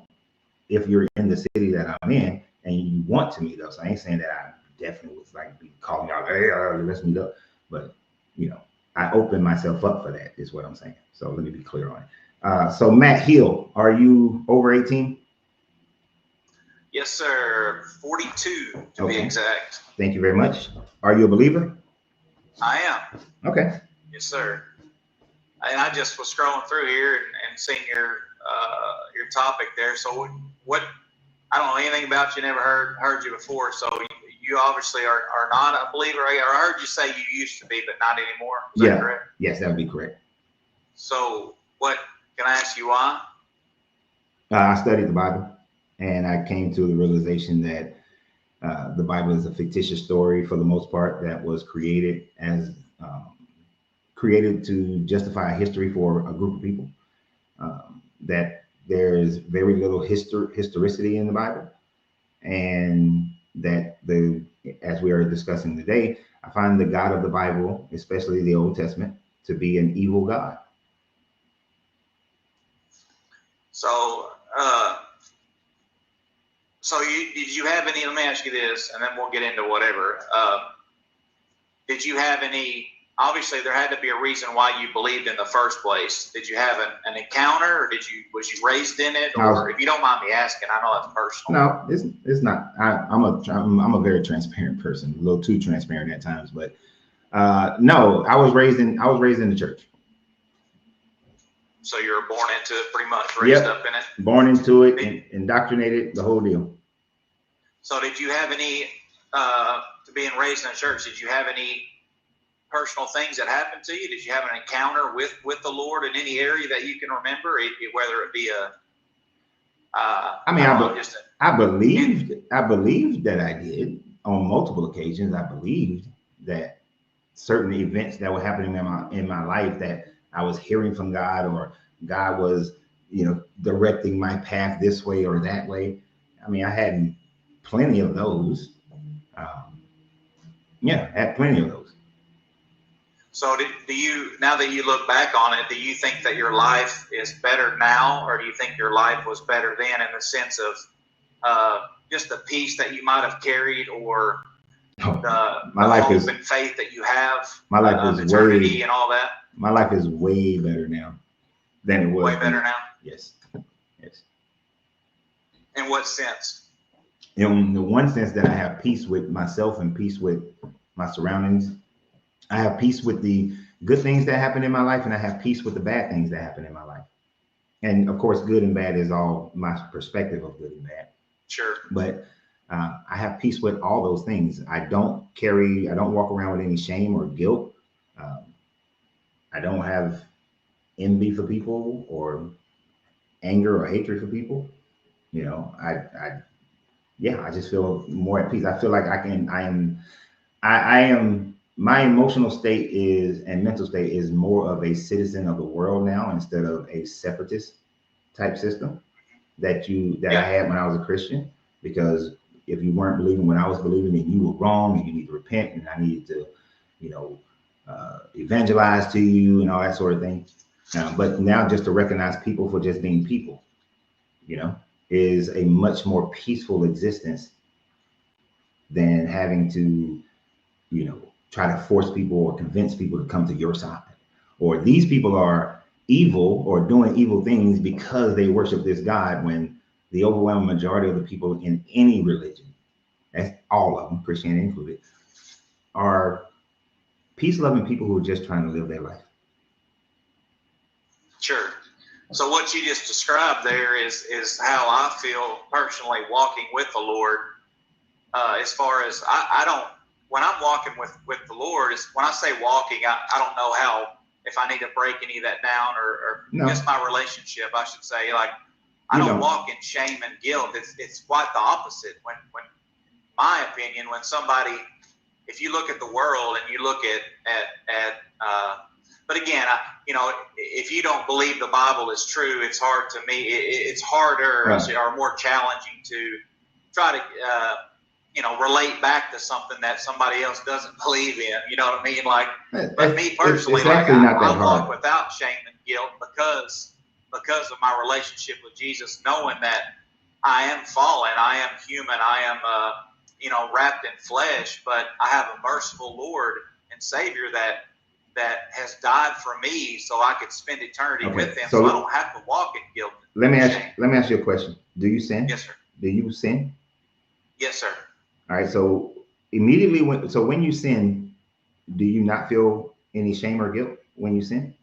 I feel remorseful because I'm very close with the Lord. Like, we have a great relationship. Okay. An intimate relationship. So just like with your wife, if I'm married and I do something against my wife, so the shame could be there, but it's more like I'm remorseful that I caused I disobeyed or did something to affect her. You know what I mean? Yeah, I understand what you're saying. But to have remorse for something that you did or didn't do or something like that for your sin, right? That is guilt. That is guilt. Sure, there is a level of guilt and shame. Yeah. But I just thought you meant, like, I don't walk in guilt and shame. In the act, after the act of sin, there is guilt and shame because I know that what I've done was wrong. What I've committed was wrong. But at the same breath, I know that I have a loving Savior that already done the work on the cross for me to and he's gracious and just and to forgive. Okay, so okay, and it's, we don't need. Yes, we understand your God forgives. We don't need to reiterate that every time. Okay, but so for me, when I do something that I'm not proud of that I did, I fix it, but I don't carry any guilt about it. So in the same sense that you would say that you got this God that forgives you and everything like that, I don't need a God to forgive me. I don't need a human sacrifice for it. If I do something that I feel remorseful about, then I either fix it or I think through it as to why it happened. And then I don't have that. Then it's over. It's done. So I get the same thing without having to give in to the belief of a God. I see your point. I see that side of it. Sure. Yeah. But my opinion is like I said, is like, have you ever committed the same thing or done the wrong thing twice? No, most people have, sure. So that's what I'm saying. So you're feeling the same guilt you did the first time you did it the second time, correct? Not necessarily. It's not on the same level. It's not? Nope. It's not on the same level.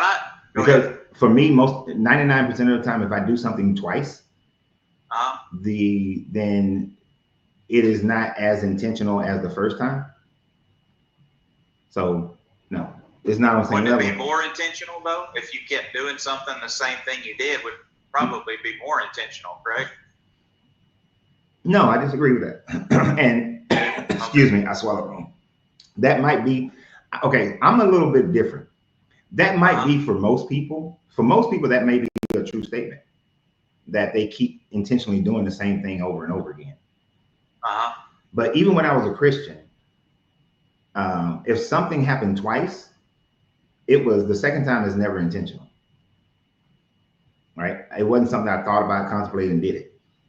Right? It's something that, happened. It wasn't something that I was trying to do, but it just happened anyway. You know what I mean?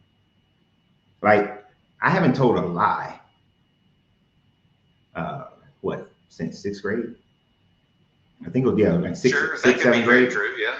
All right. That could be true. Now, of course, being honest like that, having candor like that, everybody ain't gonna like you, but because everybody don't want to always hear the truth. But it just, so I don't repeat things over and over again. And so when I say unintentional, let's say and I'm using the lie for a reason. There have been times where I've stated things I thought that they were true, but Sure. then later on I find out that it's not true.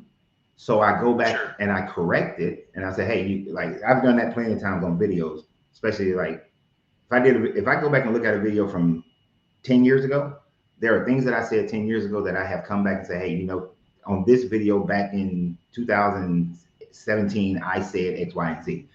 Now that I have more information, or I came to a better understanding, or I misinterpreted the Hebrew or the Greek, and this is what it actually means, right?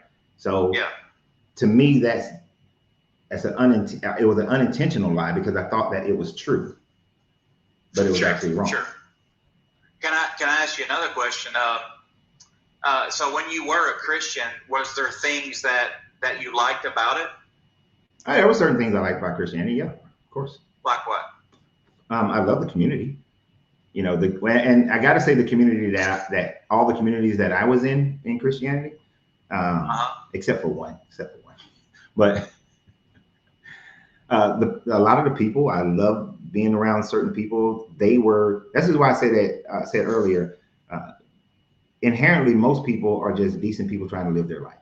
And so of course, in any situation or group, you're going to find people you click with better. So I enjoyed that aspect of it. I enjoyed some of the business acumen that you can get from reading the Bible, like measure twice, cut once, because I love conducting business and doing business. So some of those aspects that you can find in there, I enjoyed those things. The churches that I belong to that were out in the community helping people, I thoroughly enjoyed those churches, those communities, and helping people, So yeah, there are certain things, of course, I enjoyed. Well, let me ask you, everything you just listed, can you continue doing that without a Christian? Without being a Christian? What would separate it from a non-Christian to a Christian in your point of view, as far as the things you listed? Okay, so first, I never stopped doing it. That's the first part. I'm just more careful about how I do it. I will say that. And then I'm not quite sure I'm understanding what you mean by what's separated, because you can have I've been out with a group of atheists to feed people. So I was just saying, like, your personal experience as far as Christian, when I say Christian, that's pretty broad, but I'm really getting to, that's just how I think. I'm more of like to get to the root of things, like in my own mind, and I try to evaluate things. And in your case, I'm just curious, out of curiosity, and I would feel like there had to be some kind, if you were a follower of Christ, there had to be some kind of encounter or some kind of personal events that happened between you and the Lord that you can remember, that pleased you or made you happy or loved or wanted, desired. That's what I was really asking, if there was anything like that you could remember back to that. Were real to you in that time. So let me put it like this. The overwhelming majority of things that I believe was an encounter with the Lord or something that gave me happiness that I thought God brought to me, in retrospect, those are things that came about through decisions that were made by myself or other people around me. And that's how those things came into being. In looking back at those, the God had nothing to do with it. The other things that gave me that filled me, and I'm pretty sure this would be a testimony for a lot of Christians who do this, because I believed so deeply in this God. When I went to Israel, and I went to Bethlehem, and I went to Jerusalem, and went to the River Jordan, and all this kind of stuff, because I believed in this God, I felt like I was feeling the presence of this God. And I felt joy, and I don't know if I lost you or you can hear me. It's frozen on my end. Oh, now I can hear you.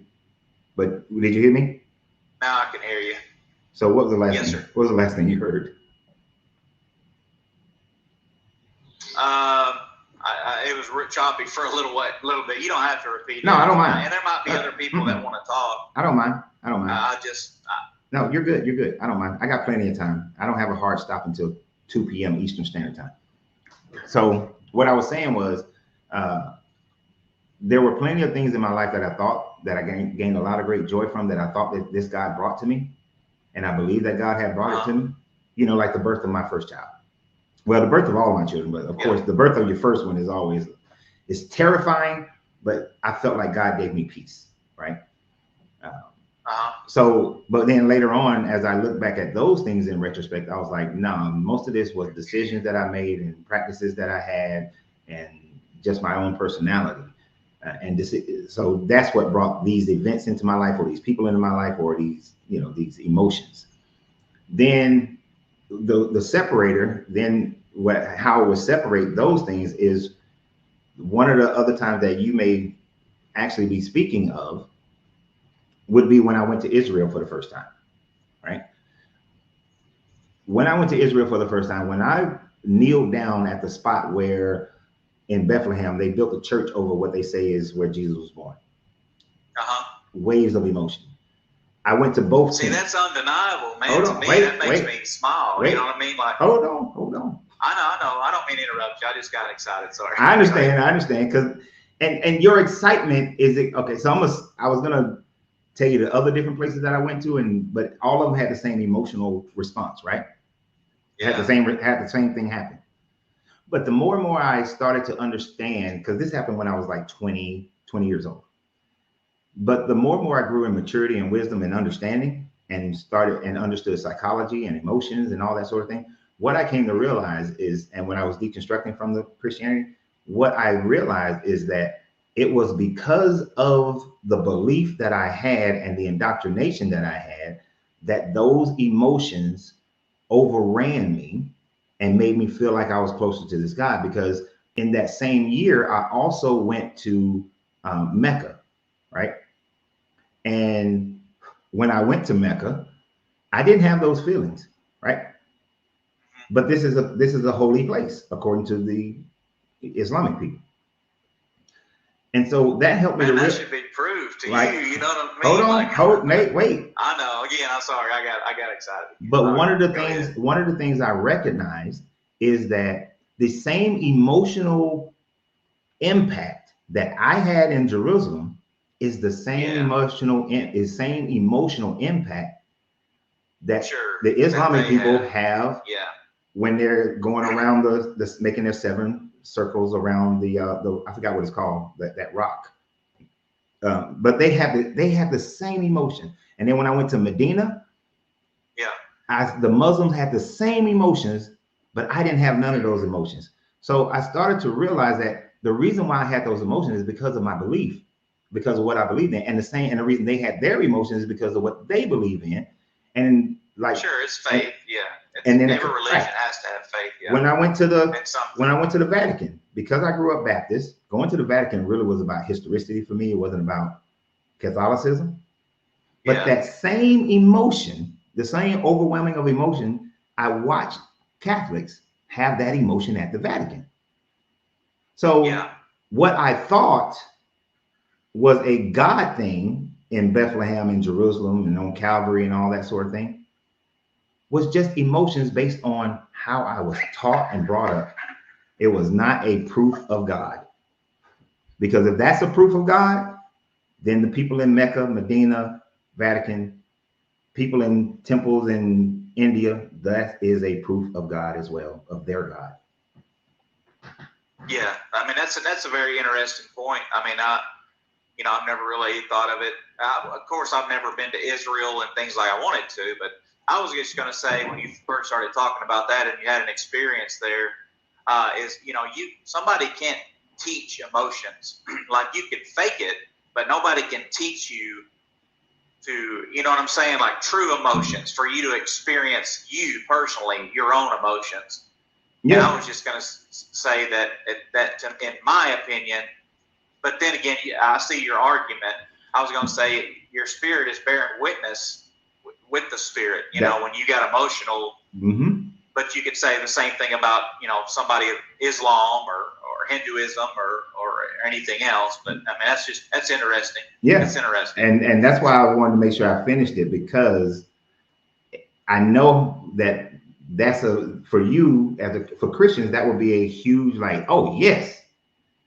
But then when you look at the full scope of it, even when I was in Jerusalem, I went up to the Wailing Wall.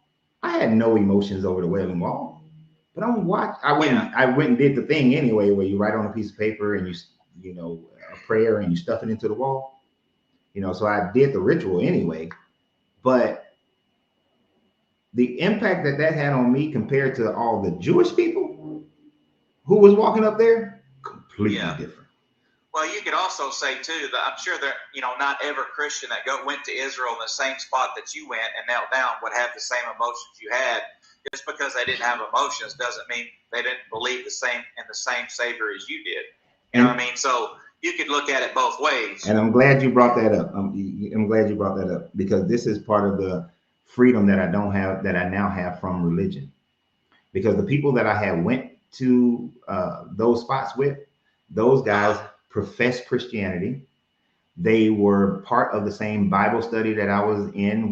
So I was in the Marine Corps and we was on a ship, on a Navy ship. All right. So we had Bible study every day.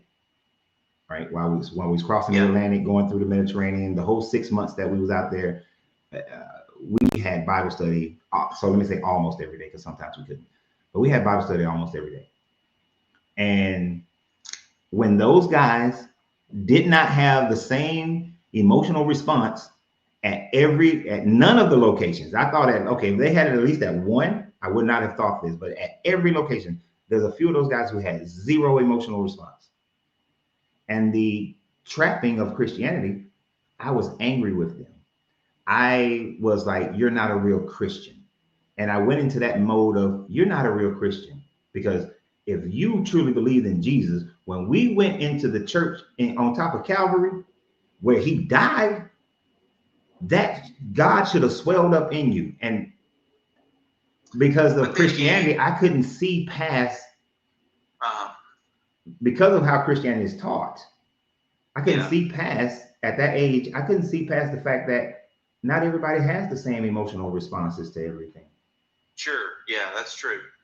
And I could revert back to, again, I'm going to scripture, and, you know, doubting Thomas, when Jesus appeared to the disciples after his crucifixion and resurrection, Thomas doubted. He's like, Lord, I'm not going to believe unless I put my hands in the scars and in the side. You know what I mean? Like, other disciples could have been like, dude, what are you talking about? He's standing right here. We're all seeing him and believing. So everybody can have a different experience, and do at different times with the Lord.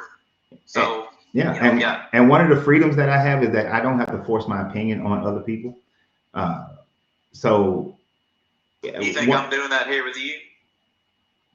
A little bit, but it's not just. But if it comes across that way, But that's not what conversation. That's not what made me say it. So Christ lives in her, because I do have a great ability to multitask. I can hear everything you're saying, contemplate it, think about it, and also read what somebody else is saying. But like Christ lives in her said, the Holy Spirit was working on you and you're downplaying it. See, that was me as a Christian. That's one of the traps that I see in Christianity, is that you now have to force your opinion of what's happening to a person based on your beliefs. Right? You're right. And there is a lot of, I'm not saying she was doing that, but now that's what she's doing. There is, that does happen. And there is people that are even hostile to try to, and I'm not saying that, but then there's Christians that be like, you take like Elijah in the Bible and stuff, and how forceful he was, and I'm not saying some cases the Holy Spirit could move on you that way to, you need to repent, get right. But it's also, Jesus Christ was love and is love at the same time, Well, I disagree. So there's a balance. What's that? I say I'm gonna disagree about the is love and was love part, but it should be a balance, but it also should be humility and patience, all those things in First Corinthians. But that is the thing that is lost. And there was a different subject that I was going to talk about today, but what that mentality, that trap mentality, the subject matter that I was going to talk about, but I'm gonna save it till Monday, so we're not going to talk about it right now. Okay, all right. Listen, I'm going through the Ozarks mountains here where I'm at, and I'm driving. So if I lose you or something, it's not intentional. If I just drop out, but I'm going to follow you for sure, because I enjoyed talking to you, man. You seem like a really nice guy. Appreciate it. I enjoyed it. Enjoyed it. That must be a beautiful view. But the thing is, so people trying to say when you have Christians who say things like what Christ lives in her saying about that was the Holy Spirit working on you, and then they would respond to me saying it was a trap is like, it's not a trap. I can see what's going on. That's why there are 45,000 different denominations of Christianity. Because some Christian decided that they know what's true. Yeah. They can see things other people can't see. God is speaking to them about this and speaking to them about that. And so then you get Baptists, then you get Episcopalians, then you get this and that and that and that and that, and Jehovah's Witnesses and all these different things. I'm Pentecostal, so there's like, yeah, I know what you mean. But I think it comes down to one major thing. Like, you could debate on tongues, you could debate on once saved, always saved. Okay, but the main thing is relationship with Jesus. That's what it boils down to. So in every denomination, so that's the focus point that it should be. So let me ask you a question that is actually on the subject matter that I wanted to talk about, because I kind of let you take over my show for a second there. Sure, yeah, go ahead. But I didn't mind. The line of questioning was fine, so I didn't mind it. That's why I didn't stop it. So you see what the title is the Bible evil from an empathy perspective? And so basically looking at the Bible from the perspective of people of what was happening to the people. So here's my question to you, right? And I hope I can phrase this right. So when the God of the Bible told the children of Israel to go and genocide the city of Ai, right? Yeah. Do you see that as the right thing? Do you celebrate that thing? Is it that's God's will that those people genocided those people because God told them to, and they should have done it, and they were right to do it? I thought a lot of I've heard this being brought up before, where it talks about, I want God saying, I want you to go kill every child, woman, man, destroy, kill everybody. Mm-hmm. And the only thing that you asked me if it was the right thing to do, and I know it's going to sound cliche, but I believe that God is perfect in all of his ways. And I'm not saying that, I disagree with that. I agree with that everything he does is just. I believe that his way is the moral standard that people, even non-believers, pull from as far as good and evil, or right and wrong, I should say. And I believe that's just my belief. Okay, so I can't tell you. Go ahead. So the straight line to that is, because God spoke to Joshua and told Joshua to go do this, it was the right thing to do. And I believe it came from God. Yes, yeah, I believe that. All right, and you believe it came from God. So about a month ago, an Amish woman said that God told her to unalive her family. Okay. She threw her 4-year-old into the lake. She claimed that her husband went back to walk to the lake. I'm not buying that part. But then she tried to take she put her other 3 children in the golf cart. They were like, one was 15 and the other 2 twins were like 10 or 12, something like that.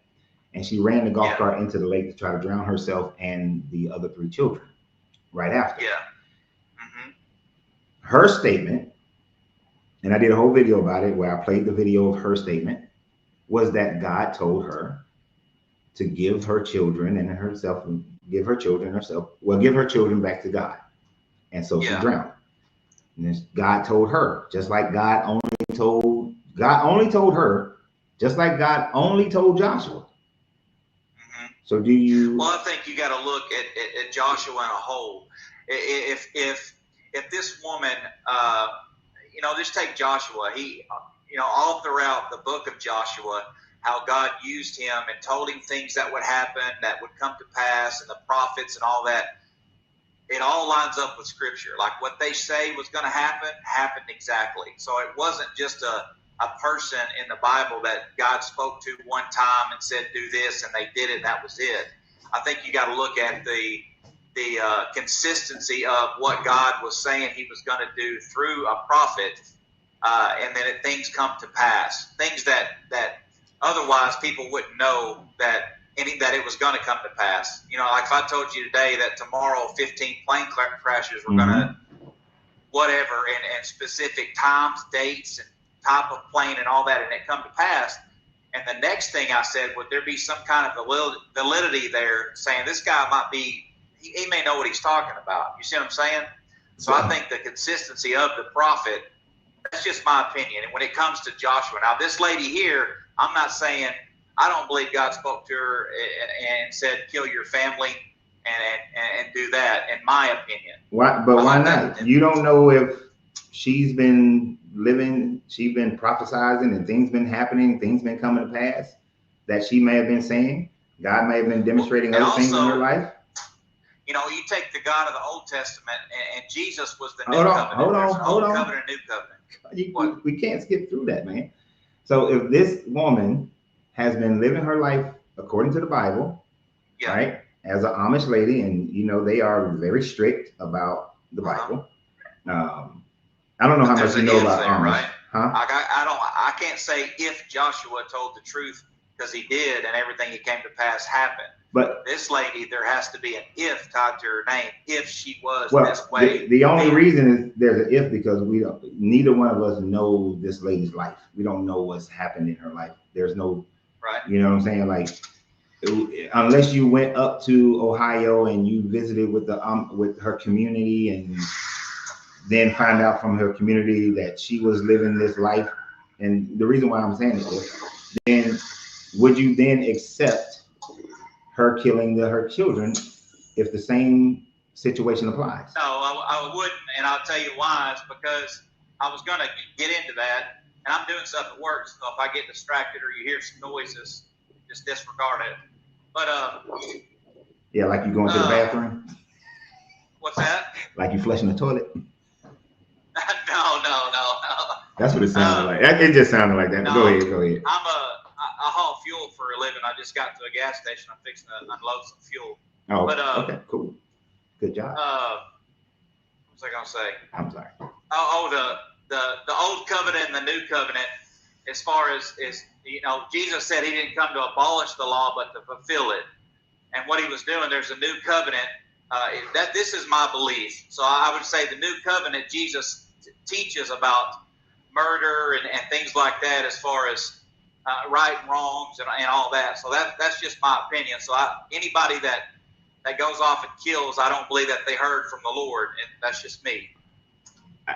To me, that just, and this is one of the things I came to grips with. It just sounds like, okay, I've taken how we live in our culture today, and I've made it fit into where I can see the same thing can happen, but I'm gonna say that it's wrong because I've changed. Our culture has changed.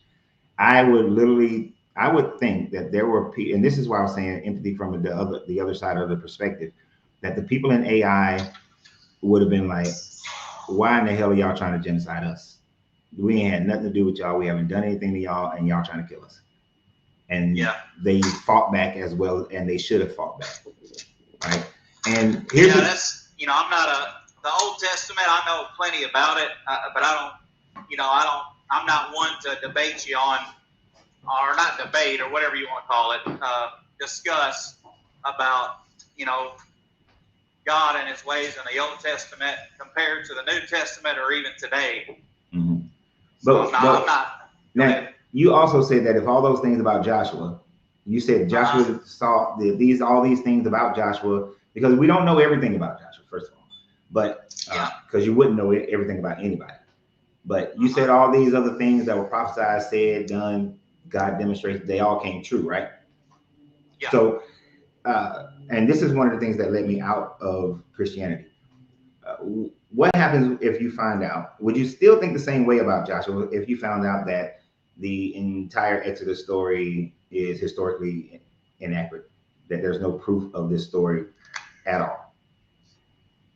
I would probably lean to more not to believe in Moses, but Joshua, you know. Why would you? But Joshua was Moses' right-hand man. Right, but Moses was the one that led them out of Egypt. I mean, Joshua, yes, was his right-hand man, but I don't know if you were trying to disprove that Exodus exists or the validity of Joshua. Well, here's the thing. If Exodus doesn't exist, then Joshua don't exist. Okay, agreed. So if you found out that Exodus didn't exist, that didn't happen, then Joshua would have never happened. Well, if that didn't happen, I wouldn't believe anything in the Bible because that's in the Bible, and I believe that everything in the Bible is accurate and true. Okay, so there's zero evidence that the Exodus story ever happened. And I'll say this about that, like, because I've done a lot of research myself as far as, people say, well, why didn't, the Egyptian culture, they would put things on the walls, carve it in there. There's no record of any Exodus happening in the Egyptian culture and during that time. I've heard people say that. But my argument with that is, if you were a Pharaoh during that time, and again, it's hard to say ifs, because obviously we don't know anything about it personally, but Pharaoh during that time, if he got overthrown and basically embarrassed about somebody, a different God that they didn't serve, came in and did all this miraculous things, I understand he was killed, but the people that were after him, they would probably, to try to preserve what they had, wouldn't put, hey, look, we got overthrown, this God is real, this happened, because they don't want people to believe that. That's my personal opinion. Right. So the idea that those things would not have been recorded is not actually true. Now, were things tried to be covered up, like Akhenaten, they tried to cover up him and Hatshepsut, but they couldn't even achieve covering up Akhenaten's reign or Hatshepsut's reign. We still found evidence of those two pharaohs reigning. So an event of this magnitude is not something that you would be able to cover up. That'd be like trying to cover up the atomic bombs being dropped on Hiroshima and Nagasaki. You just can't cover it up. Sure. The other thing is that people like to say they didn't record anything that wasn't in their favor, but they recorded when they lost battles to losing a battle and getting overthrown is pretty significant. Well, they weren't. Well, hold on. Okay. So first of all, they weren't overthrown by the Exodus story, but they recorded when they lost battles to the Cushite people and to what we nowadays call Ethiopians. But they also recorded when they were overthrown in northern Israel by the Hyksos as well as the Assyrians. So those things were recorded. And when they lost the Levant to the Phoenicians during the Bronze Age collapse, they recorded that as well. Now, the other part that they record when they are prosperous and when they are not prosperous. Okay. If those plagues happened the way that the Bible say that they happened, then Egypt would have went through a worse depression than the Great Depression. But during any of the time frames that different scholars say that the Exodus happened, Egypt thrived.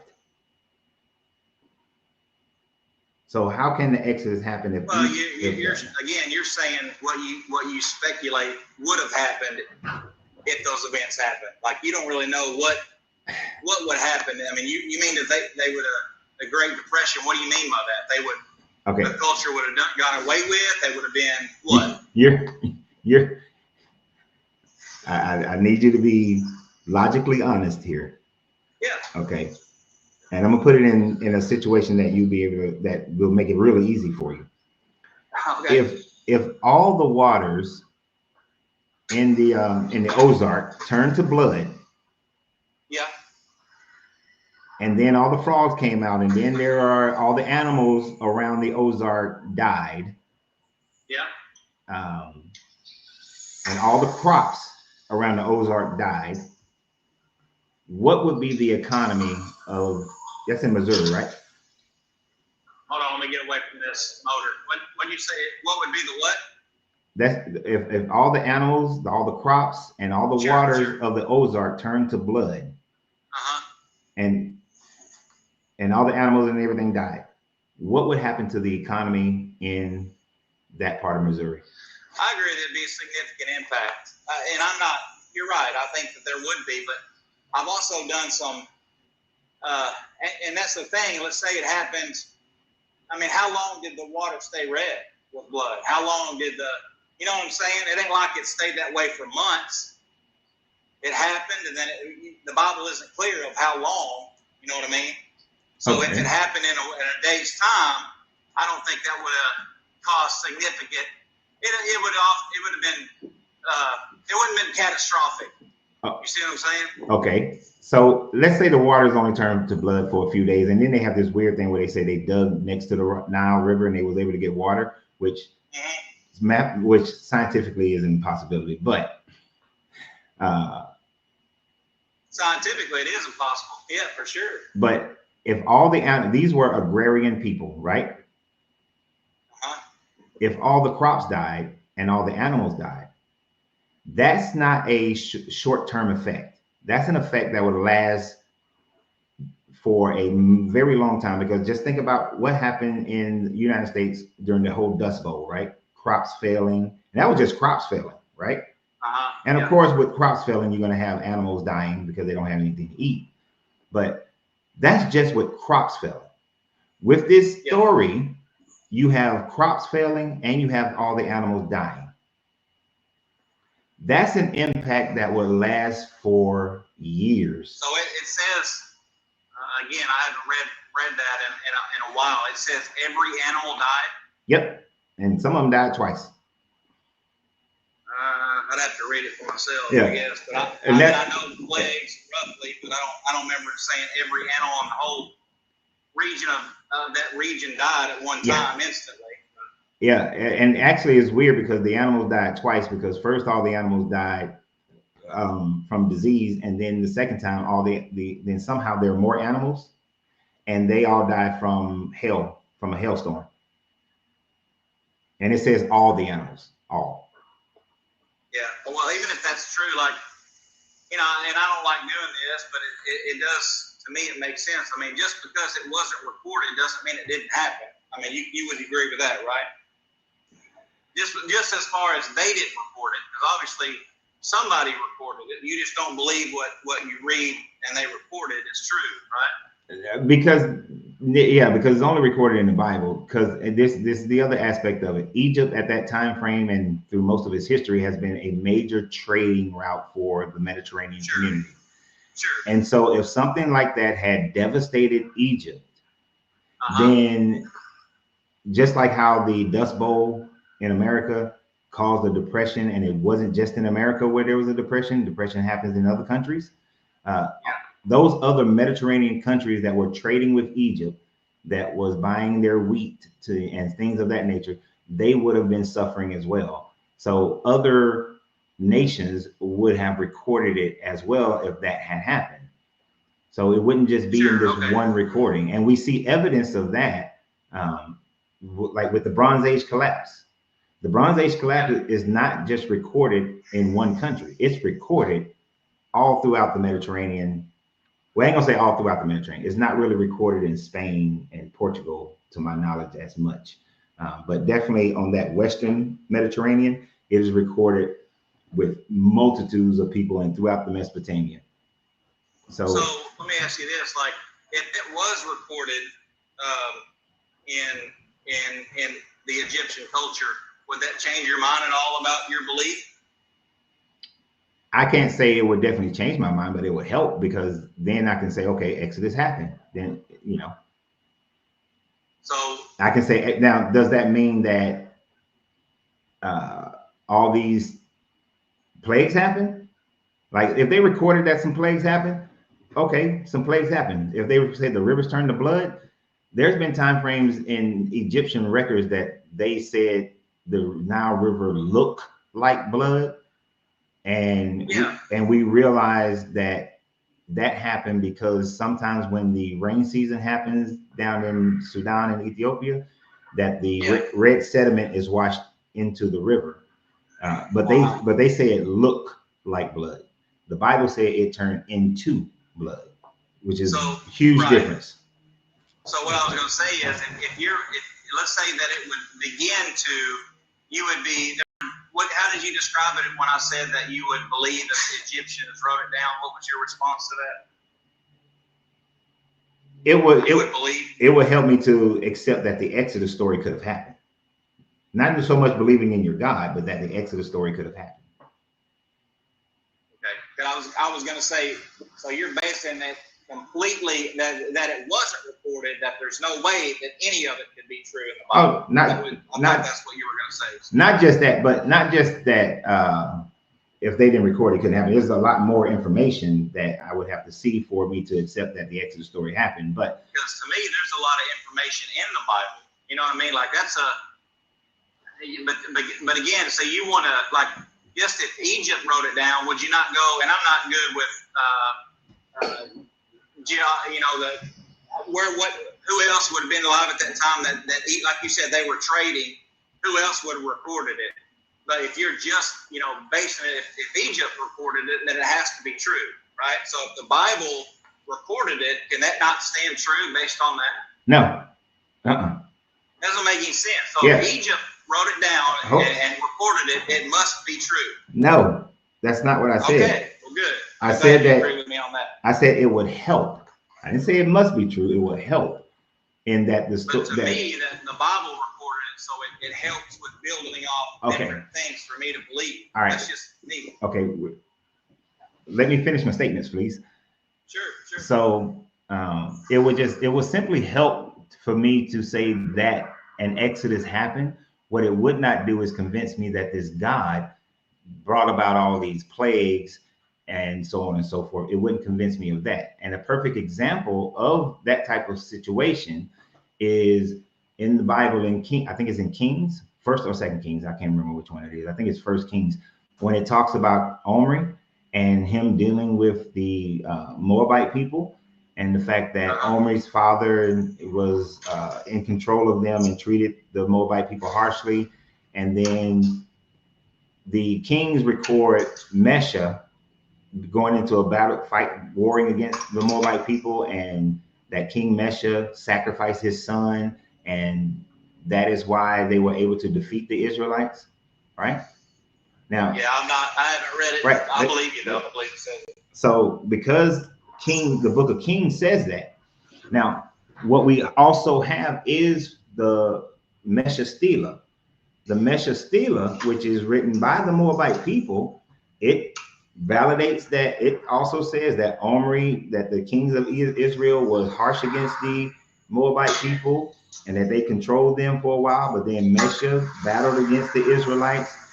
But Mesha says that he prayed to his God, to Shamash, that Shamash delivered Egypt and Israel into his hands, and then he took the sacrificial animals that was there for Yahweh over to Mesha, over to Moab, and sacrificed those animals to Shamash. So what that gives me is the fact that Israel once controlled Moab during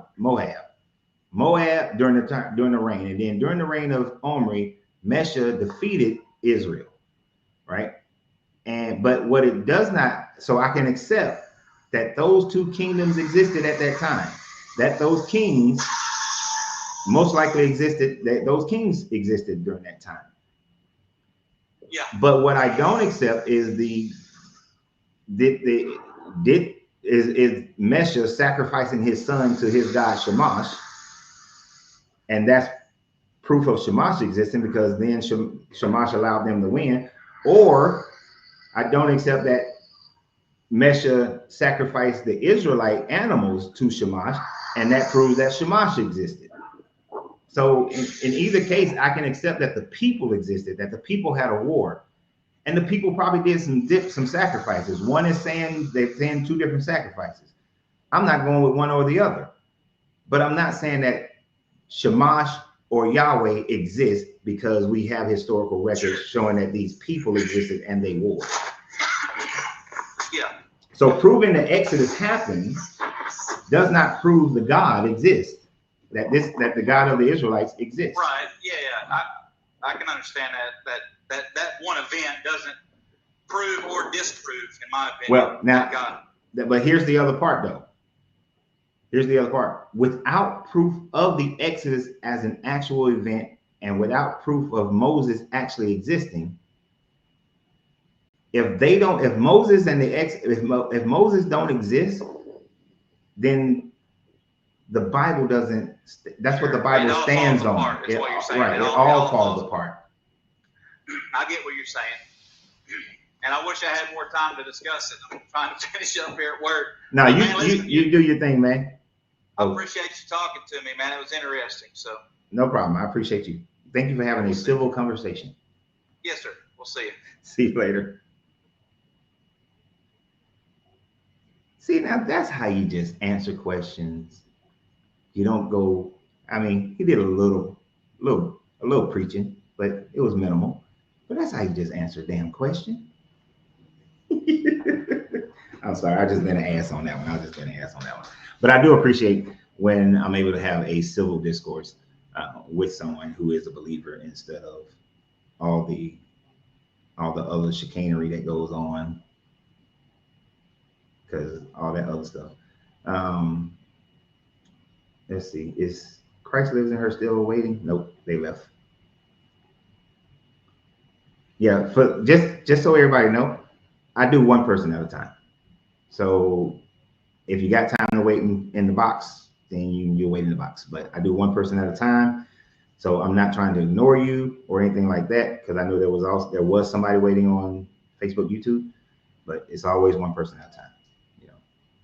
So yes, and I would agree. Pot sauce. That was a good conversation with two people with respect, and that's how that is one of the things that was freeing about leaving Christianity, is that you can, and not that, for me, it was free, because in my youth and when I was a Christian, the conversation was only going to remain respectful and peaceful for so long. Then that Marine Corps started ginning up in me. And then Eddie J. Ross started standing on top of that. Well, that's actually the foundation. That Eddie J. Ross was in me. And, you know, my patience level was about that much back in the day. But when I freed myself from Christianity, I actually that's when I developed patience. Like I can honestly say, I've never been a bad person, except for that 1 year of my life when I was a kid. But I have become a better and better person at every stage of my life. And when I left Christianity, it's not like the person that I became worse. It became even better. Like every stage of my life, I've become a better person. Right? More patience, more kindness, more gentleness. Now I still got problems with people who just can't shoot the shit straight. I will probably always have that issue. I don't have patience with people who shoot the shit straight, and y'all know that I am biased. I will give a woman more grace than I would give a man on most things. So, but to have the peaceful conversation with him is that's how people should be. That's how people should be able to discuss their differences. And like based on the video I did yesterday, that's how we all should be able to discuss our differences, whether it's about religion or politics or race or anything else. We should be able to discuss everything peacefully, whether we agree or disagree. And we should be able to commune with each other peacefully, whether we agree or disagree. Like there's one guy, I wish he don't follow the page anymore, but he's a great example of that. This dude, his name was Anton, I think, Anton something. And he lived in Atlanta. I lived in Atlanta. And there were times that we got together and we had dinner and we just talked. And out of that came the fact that we talked about how he wanted to start a organization to help young Black men develop into leadership. And for a time, I worked with him in that program, right? So we were able to set our differences of religion aside to focus on helping young Black men become better leaders and within better leadership. It covers the whole life thing. And that's how people should be. That's how people should be. our religious differences shouldn't stop us from being able to build a better society. But oftentimes people are trapped in these religions that they can't, because a person sees this up here, the Bible is evil, and all of a sudden, if I was saying that we're going to have a food drive for the homeless people, they wouldn't do it simply because of that. What would this or that over there on TikTok have to do with feeding homeless people, feeding children, or doing a back to school drive, or visiting hospitals, giving money towards medical research, a certain, that we agree on. You understand what I'm saying? Doing something in the community. Hell, when I wasn't a Christian, well, I was on my way out. Well, no, I wasn't a Christian. I was just mandated, kind of, sort of, to still participate in the church when I had my children for a minute, and got rid of that mandate. But when I didn't go down, I went down to Katrina to tear down houses that had black mold in it, not because I was doing it as a Christian, not because I was going there with a church. A church would just happen to be the organization that was going to do it, and it was just something I wanted to participate in, and that's how we should be.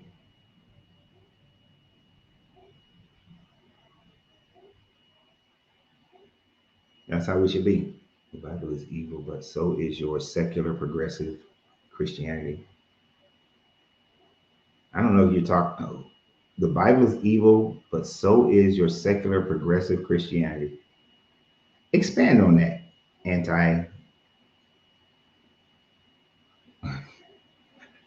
I'm curious as to what you mean by that. I'm just curious, just a curiosity. Because you don't have the Bible without Christianity, so they will be one and the same.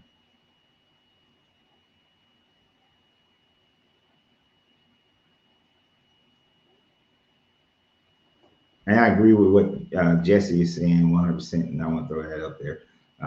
Jesse saying, I think better is just seeking out fair equality for everyone. Hence, we all are here.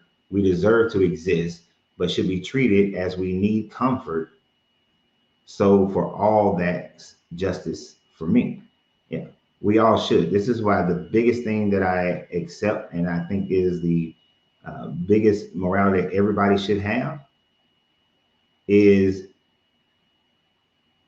treat people exactly how you want to be treated, and exactly how you want your community to be treated. Treat everybody that way. It would get rid of a lot of shit. Your morality is clearly Christian. I wouldn't necessarily agree with that, unless you're talking to somebody else.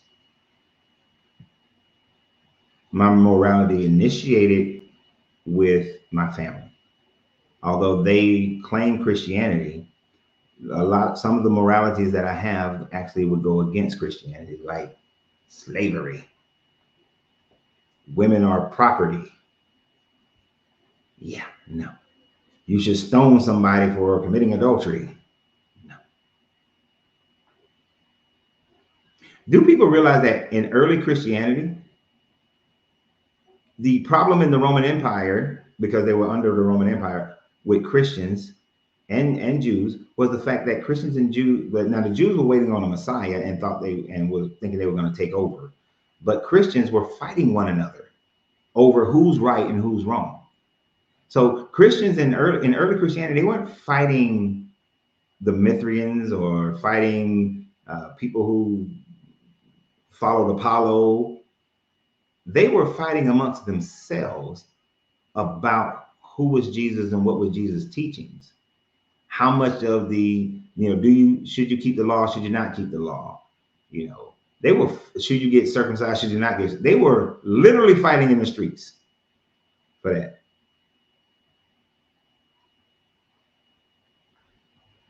And I'm glad you put this up here, because I was just about to say something like that. Something about this one, anti. being kind above all else. I don't see anything wrong with that. If that correlates, but I can say I can get that from the Buddhist when I study Buddhism, I can get that from that teaching. I can get that from the Hindu teachings. You can get being kind above all else in multiple moralities. But the turn the other cheek, I do not believe in turning the other cheek. Trust me. If anyone,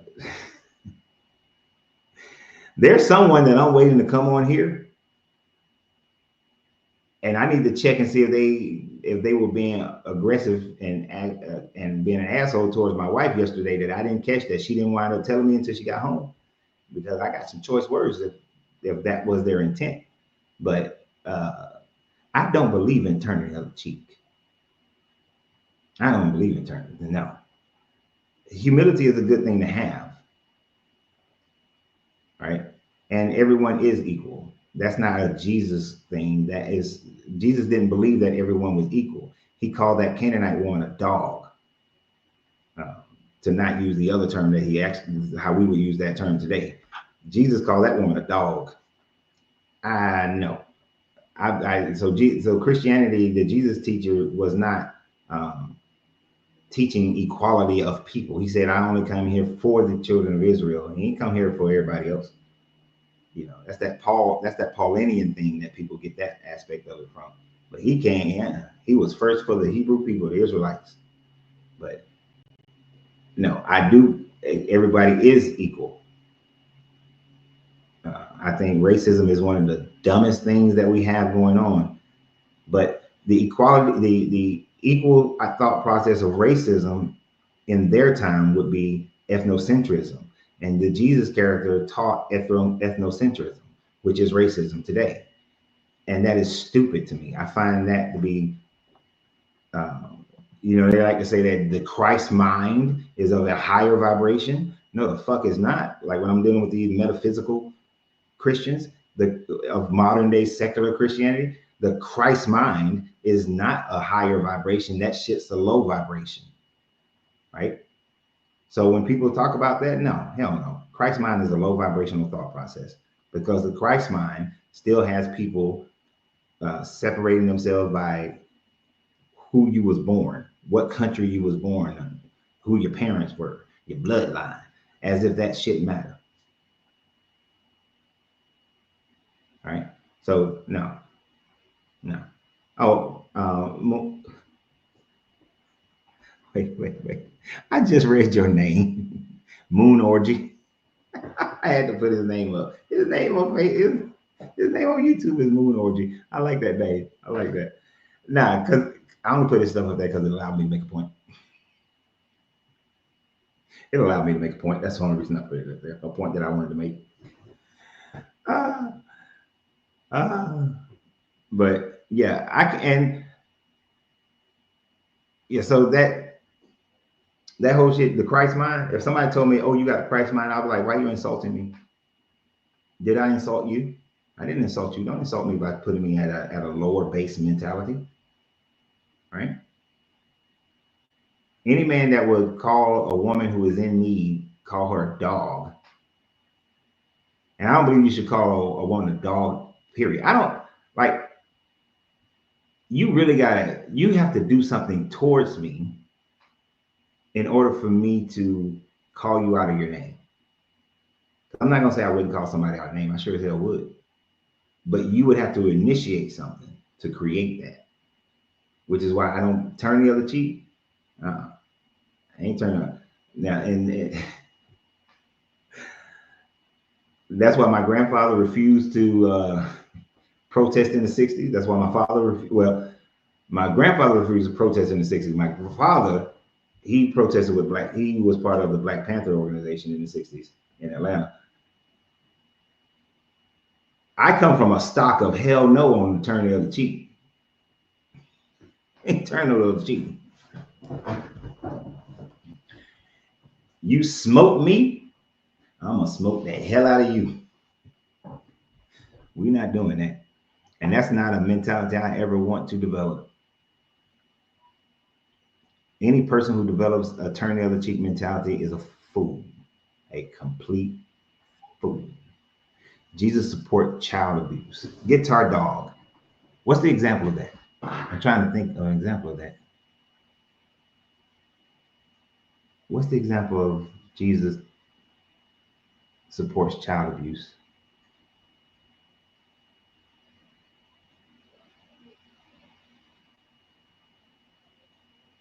What's an example of child abuse? Oh, you saying turning the other cheek is child abuse? Oh, you talking because you being literal, like chat. Is that what you mean?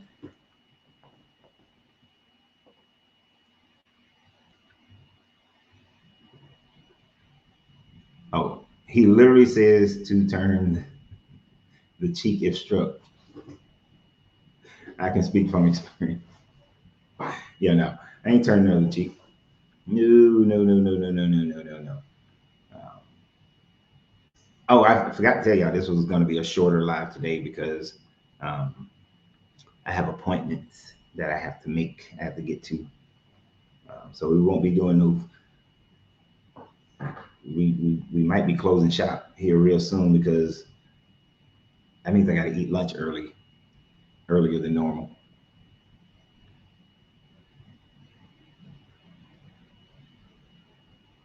But let's see what else we got. What else we got? You got anybody? Anybody else want to come on?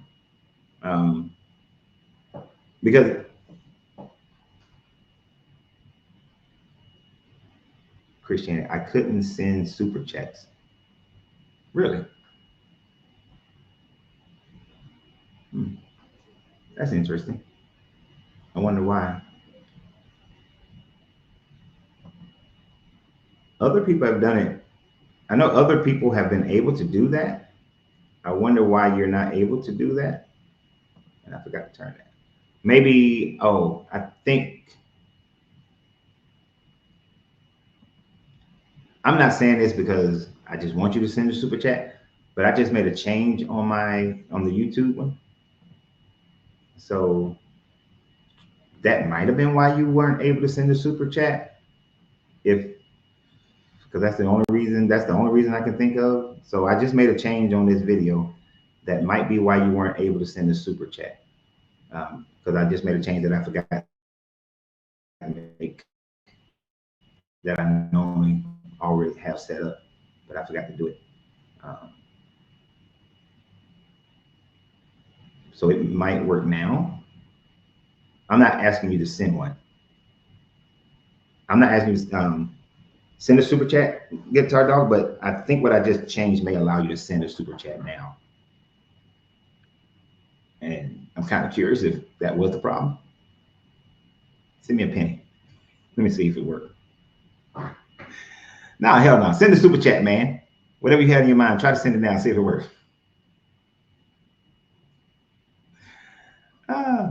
Oh, this day has been so peaceful. I just realized for the last 2 days, there's a certain person that hadn't been in the comment section, and there's been peace. Now it still only shows memberships, all 2 memberships. See, that's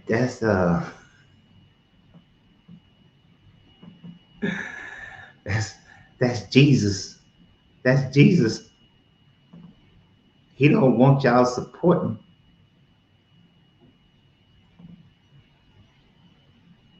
He don't want. Oh, when I've always had this on. Why is this not on now? That's crazy. All right, go check and see if it'll let you do it now. That's some bullshit. I hate when these systems they'll change up some stuff and you don't know it.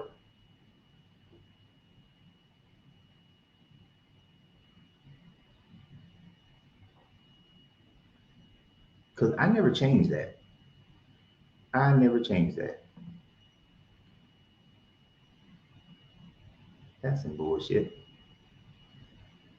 I'm thinking it should work now. Guitar Dog. There's no such thing as equality anywhere in nature that residual of religion. What are we equal in? Okay, so and this is actually 20. What is it? 20 fences. I like that you said that, because there isn't. that I would agree with that statement. In nature, there isn't one, but there is one thing about humans that is different. We have the ability of reasoning, right? We have the ability to think and reason our way and think beyond our instinctive nature.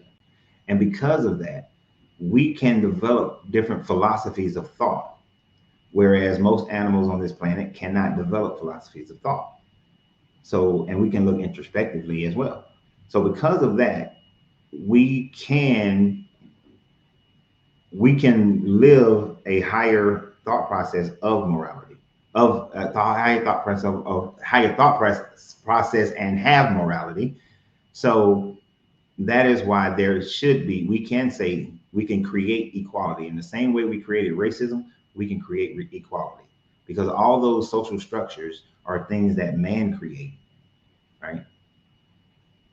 It's something that man creates. And so since man can create religions and create moralities and all those sorts, and create, what's the thing? What is it? Damn, the word just fell out my head. But we can create a caste system. Let me just use the word caste, the ideal caste system. We can create that. We can create equality. We can look upon all other humans as being equal. And here's my thing about that. We should equally share in the opportunity to be the greatest versions of ourselves. You can decide that you don't want to be great. You can decide that you want to be great, which would then show how unequal you are established in society.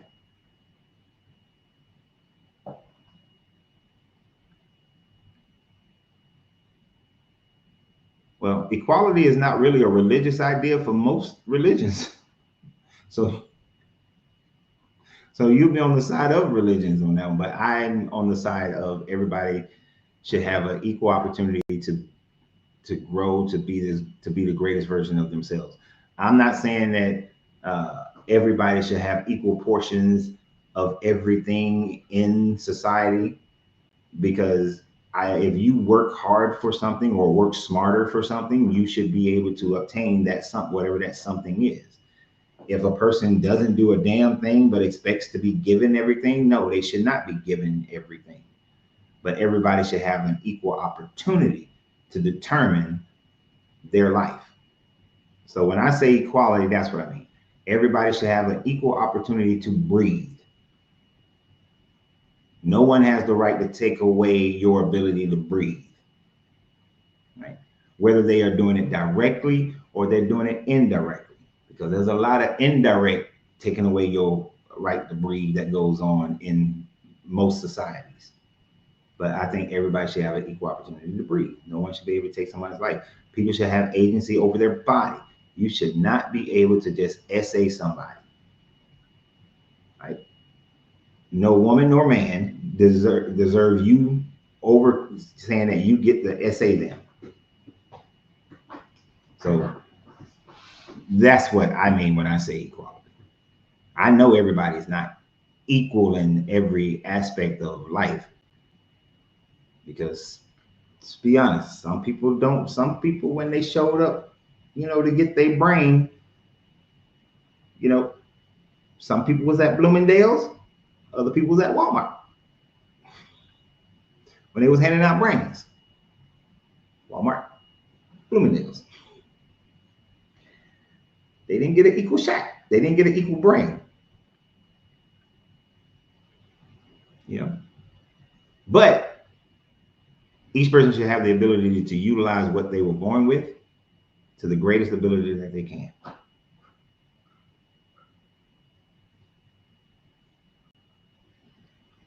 That's a good point. Same color of blood, but different types of genetic mentalities. Okay, like that.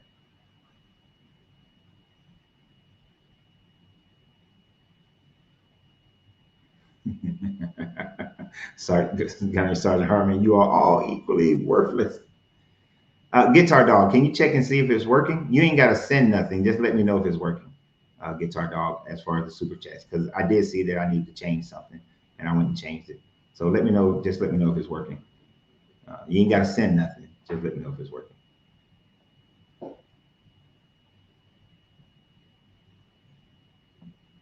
Because I might need them super chats if we don't get enough rooms down here for San Antonio when we have our meetup October 31st through November 2nd. All right. So go to the link in the description of the YouTube video, which is at Coach Rans 33. Guitar Dog, what are you're killing me. And click on the description of this video and you'll be able to see the link for the hotel.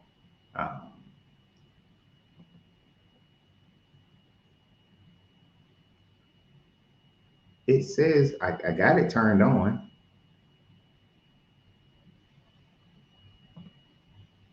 Hold on, let me try something else. Maybe I got to do this too for it to turn on. Was I supposed to click something? I looked at this. I went through the whole thing. But I agreed to it. I accepted. Okay, all right. Let me go out of it and come back into it.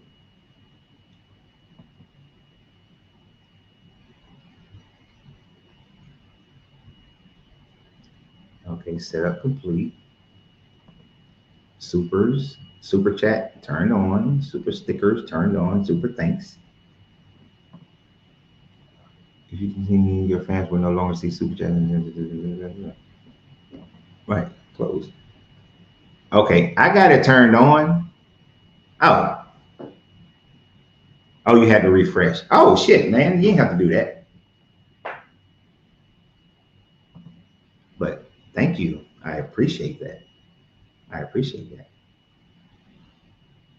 Thank you very, very much. Because y'all know you put a super chat in now, I'm going, whatever question or statement you say, he's on damn sure get an answer. Becca, Guitar Dog had to refresh his YouTube, and it was on there. So after I changed it, he had to refresh his YouTube. But I greatly appreciate that.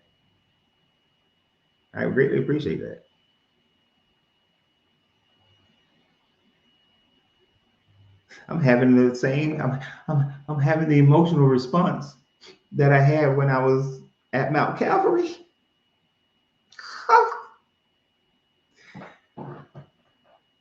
Nah, I cried like a big dog when I was in Israel.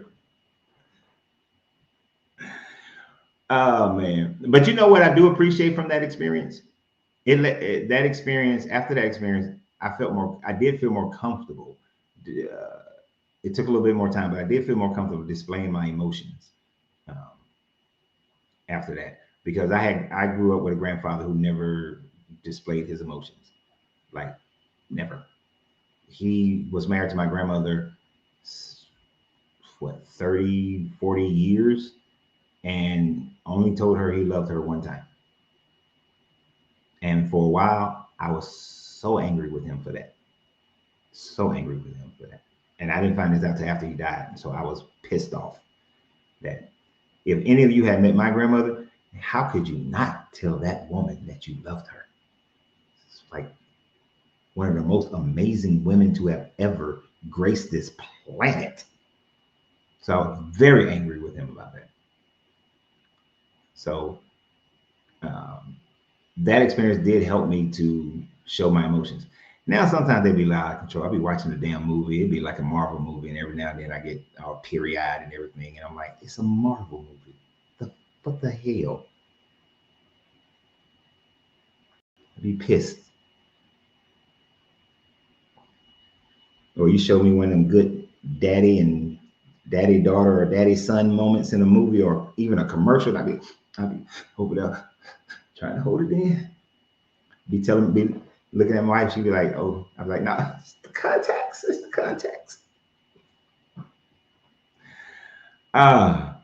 But yeah. So there are some good things. But hey. Oh, when Iron Man died, yep, I dropped a tear. Totally story. Huh. Nah, it wasn't part, and I'm about to get off now because I know I'm going way off track on shit.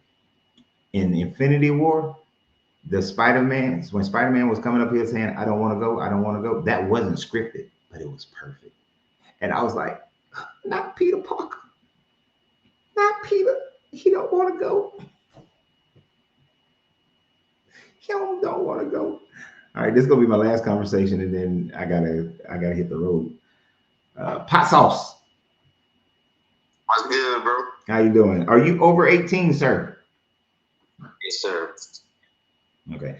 I don't know. I just hear everybody else asking that question because I guess TikTok got some issues with people who ain't old enough to talk or something, but I'm just making sure. Yeah, they got this whole thing with like underage kids being on the app. I think they're trying to filter them kids out. Okay. Oh shit. I know you over 18. Now I hear your voice. I know who I know you. Yeah, I changed my name, man. My wife was asking me, she was like, she said, I was trying to send you a video yesterday. She said, but what happened? I said, I just wanted to change my name. Just to take my government name off of it, honestly. Oh, okay. Yeah. So what's your thought on the subject? I'm kind of like, I dove into like the history of it. I don't know as much information as you know about as far as like the research you did and like on the places you traveled, but just off the surface level from the things that I did actually read, I would consider it as definitely evil compared to some of the things that was commanded in regarding to a lot of the Old Testament scriptures and whatnot. Right. So just us thinking in as a human, and I know some people might feel like if it's God, like he can really literally do anything, and we gonna just say that is good because he gonna put us in hell regardless. So I'm cool with it. Like, but they don't want to feel like, well, I don't want to disagree because I could get on his bad side, and I don't want to really, they don't want to get on his bad side. But the reality is, if you're unaliving people for somebody that's literally hasn't done anything, if it's between animals, kids, innocent, just innocent people. And my question I had for you, because I was listening earlier, I'm just like, don't they supposed to have, according to the Bible, don't they supposed to have a judgment day, right? Yeah. Yeah, they have. So how would that go if you just living your life normally and God said, well, go kill these people and the innocent people die, right? So I'm trying to figure out how would he even judge that if you the cause of why they died? And it can't be because you didn't believe him. It can't be because of that. Right. So if this guy told, and are you saying that he legitimately told people to go kill somebody? Or people just think that God told them to go kill somebody? Yeah, it would have to be that because I don't think they actually hearing nobody, to be honest with you. So from what I remember concerning that type of subject matter, if a person just thinks that God told them to do something, but it didn't truly come from God, then they would have been a false prophet or prophetess. And then that person would go to hell because they were outside of the will of God. Now, if this guy told them and they did it, then they get to go to heaven because God told them to do it. It was his instructions. So. Yeah, but what about the people that died though? Like the innocent people, whether if it was God himself saying it or somebody thought that that's what God told me. If they believed in how would he judge that? Well, if they believed in Jesus, then they get to go to heaven. If they didn't believe in Jesus, then they go to hell. Right? Wow. So like when we went to Desert Storm, and it wasn't a whole bunch of people didn't die in Desert Storm, but for the people who did die that was on the Iraqi side, those people, if Judgment Day happened and it's the Christian Judgment Day, all those Iraqi soldiers go to hell. Right. I'm assuming your life just wasn't right, and you wasn't trying to live how they say day by day, making sure you're always good. You know what I'm saying? Oh, no. And, you got caught at the wrong time. No, that don't matter. You could be some person who was a great person in the community. You helped people out. You did you didn't lie and steal and do none of those kind of things, but then some dude who professes Christianity, or maybe don't, but comes into your neighborhood, kills you, right? Then that person goes to jail, and then while they're in jail, they decide to find Jesus, and they find Jesus, and let's say they die in jail. Then when Judgment Day comes, the good man that got killed goes to hell. The criminal who killed the good man, but then converted to Christianity, he gets to go to heaven. This is fucked up. Beyond belief. Yes, it is. It's crazy, man. And that's why it's so confusing, man, because I'm like, it's a lot of stuff going on, and it's just like to wrap your head around it. Like you really just gotta just like, look, man, it's really a bunch of hogwash, like the old people say. Yeah, you gotta constantly brainwash yourself in order to stay in this religion, and that's what I believe. That's what I see most people doing. I was about to say believe, but no, I see them doing it because when I have these conversations with people, you can tell when I can tell when certain points when certain things I say hit a nerve, and they like. They mind is telling them, yeah, that's fucked up. But then they got to brainwash themselves into God is good, God is good, God is good all the time. And he ain't never did nothing wrong. And whatever God decreed, it got to be right. His mind is beyond my mind. I can't understand. He infinite, I'm finite. They start brainwashing themselves so that they can stay with that religion. Because otherwise they have to hang it up. You're right, and I know you said it. I think once before. I know a lot of people genuinely just want it to be real because that's what they want. That's what they want. Yeah. I don't think that they're really literally trying to find out what's factual as far as like from a scientific level, historical level. Like it was conversation with the guy earlier. Like if the Exodus story just literally never happened at all, then you might as well just hang it up. Just close the Bible. Yeah, because then the rest of it don't even matter. Because none of the rest of it could be true, if that's the case. And here's the thing that's funny about when I think about some Christians, and this used to get me into some good debates when I was a Christian, because most Christians are sitting around living their miserable little lives. Well, a lot of Christians sit around living in misery, whether it's physical misery, financial misery, or mental misery. They're living in some level of misery and they're okay with it. And it could just be, we live in a society that they think is all effed up. And so there's a certain level of misery just with that. All right. Now, they'll sit there and say, well, God's plan, and I'm just going to wait. I'm just waiting for heaven, and everything going to be paradise in heaven. I'm just going to stick with this Jesus because I want to go to heaven, and I don't want to see if this is what this world looks like. I can't imagine what hell is going to be like. So out of that fear, they stay with the religion. What they fail to realize, and one of the things that I used to get into debates about when I was a Christian, was the fact that that's not what the Jesus character was teaching. One of the main emphasis of the Jesus character was the fact that you are supposed to be producing God's kingdom on earth, right?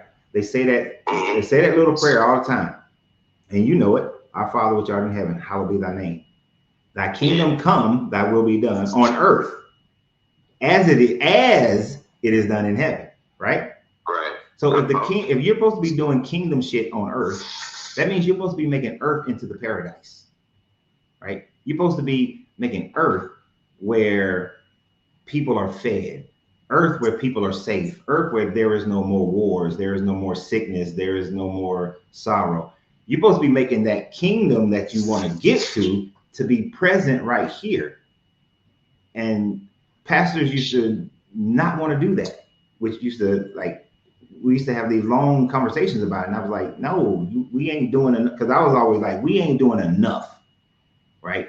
As Christians, we're not doing enough to make God's kingdom real right now, because that's what Jesus was teaching. All that heaven and hell shit, most of that is what Paul was teaching. And what Paul and John of Patmos were teaching that. Jesus was teaching, let's make heaven on earth. This is why a lot of people will go to the Gnostic gospel, especially the Gospel of Thomas, because the Gospel of Thomas is real big about that. you know. And it was definitely, whenever I do read between what Jesus was saying and what Paul was teaching, I ain't gonna lie, it was two totally different things that were going on. And then whenever like I hear pastors and whatnot, they get up there and preach and whatnot, and they really be on Paul's side and they be on Jesus' side too. And I be like, how y'all on both of these guys' side, and they both saying two different things? They have to be. That's what I'm saying. That's the brainwashing that they do to themselves to try to convince themselves that it is the same thing when it's clearly not. Most scholars think that Paul's letter was written before the Gospels, right?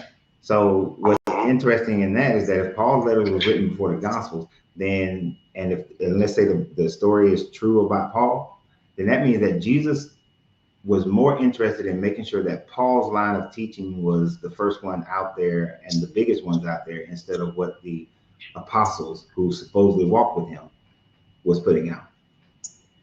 Right. Yeah, but they are very different in their talking. And it's more than likely, if Paul's letters came out first and that Paulinian style of Christianity was growing, that people who disagreed with him came out and wrote those other gospels in order to disagree with Paul, which would validate why there was so many variations of Christianity in first and second century.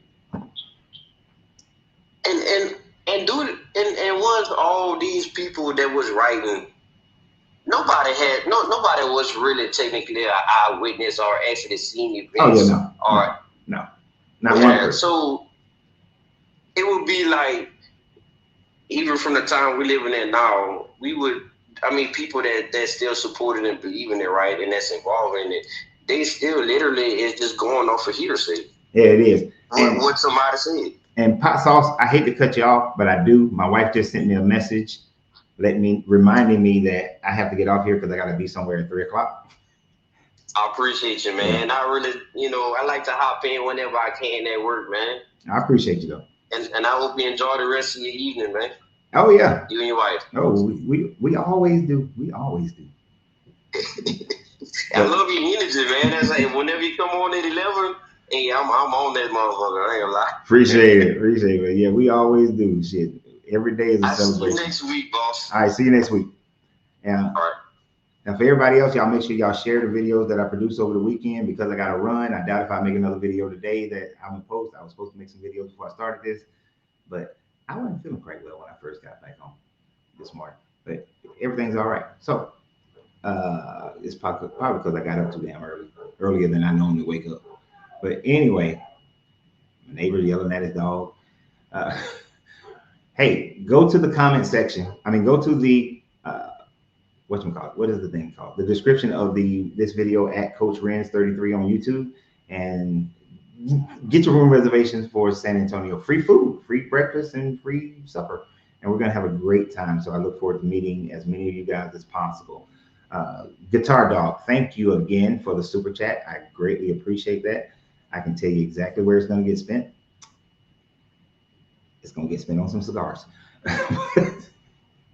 Unlike them other people be lying to y'all. Oh, I'm gonna give this to the homeless. They're going straight to some cigars. Nah, actually, I don't know where it's gonna go because I won't see it till October. But I appreciate all you guys. I will be producing videos over the weekend. Please like and share those videos with everyone, and continue to subscribe to the channel. Yes, honey, we can hear it. You heard Larry? You know that's Larry out there yelling at that damn dog. At first I was going to close the window because before I started this thing, he was just yelling at that dog. I was like, good Lord. Yeah, Larry need to get rid of it. He got 7 dogs in his house, y'all. 7.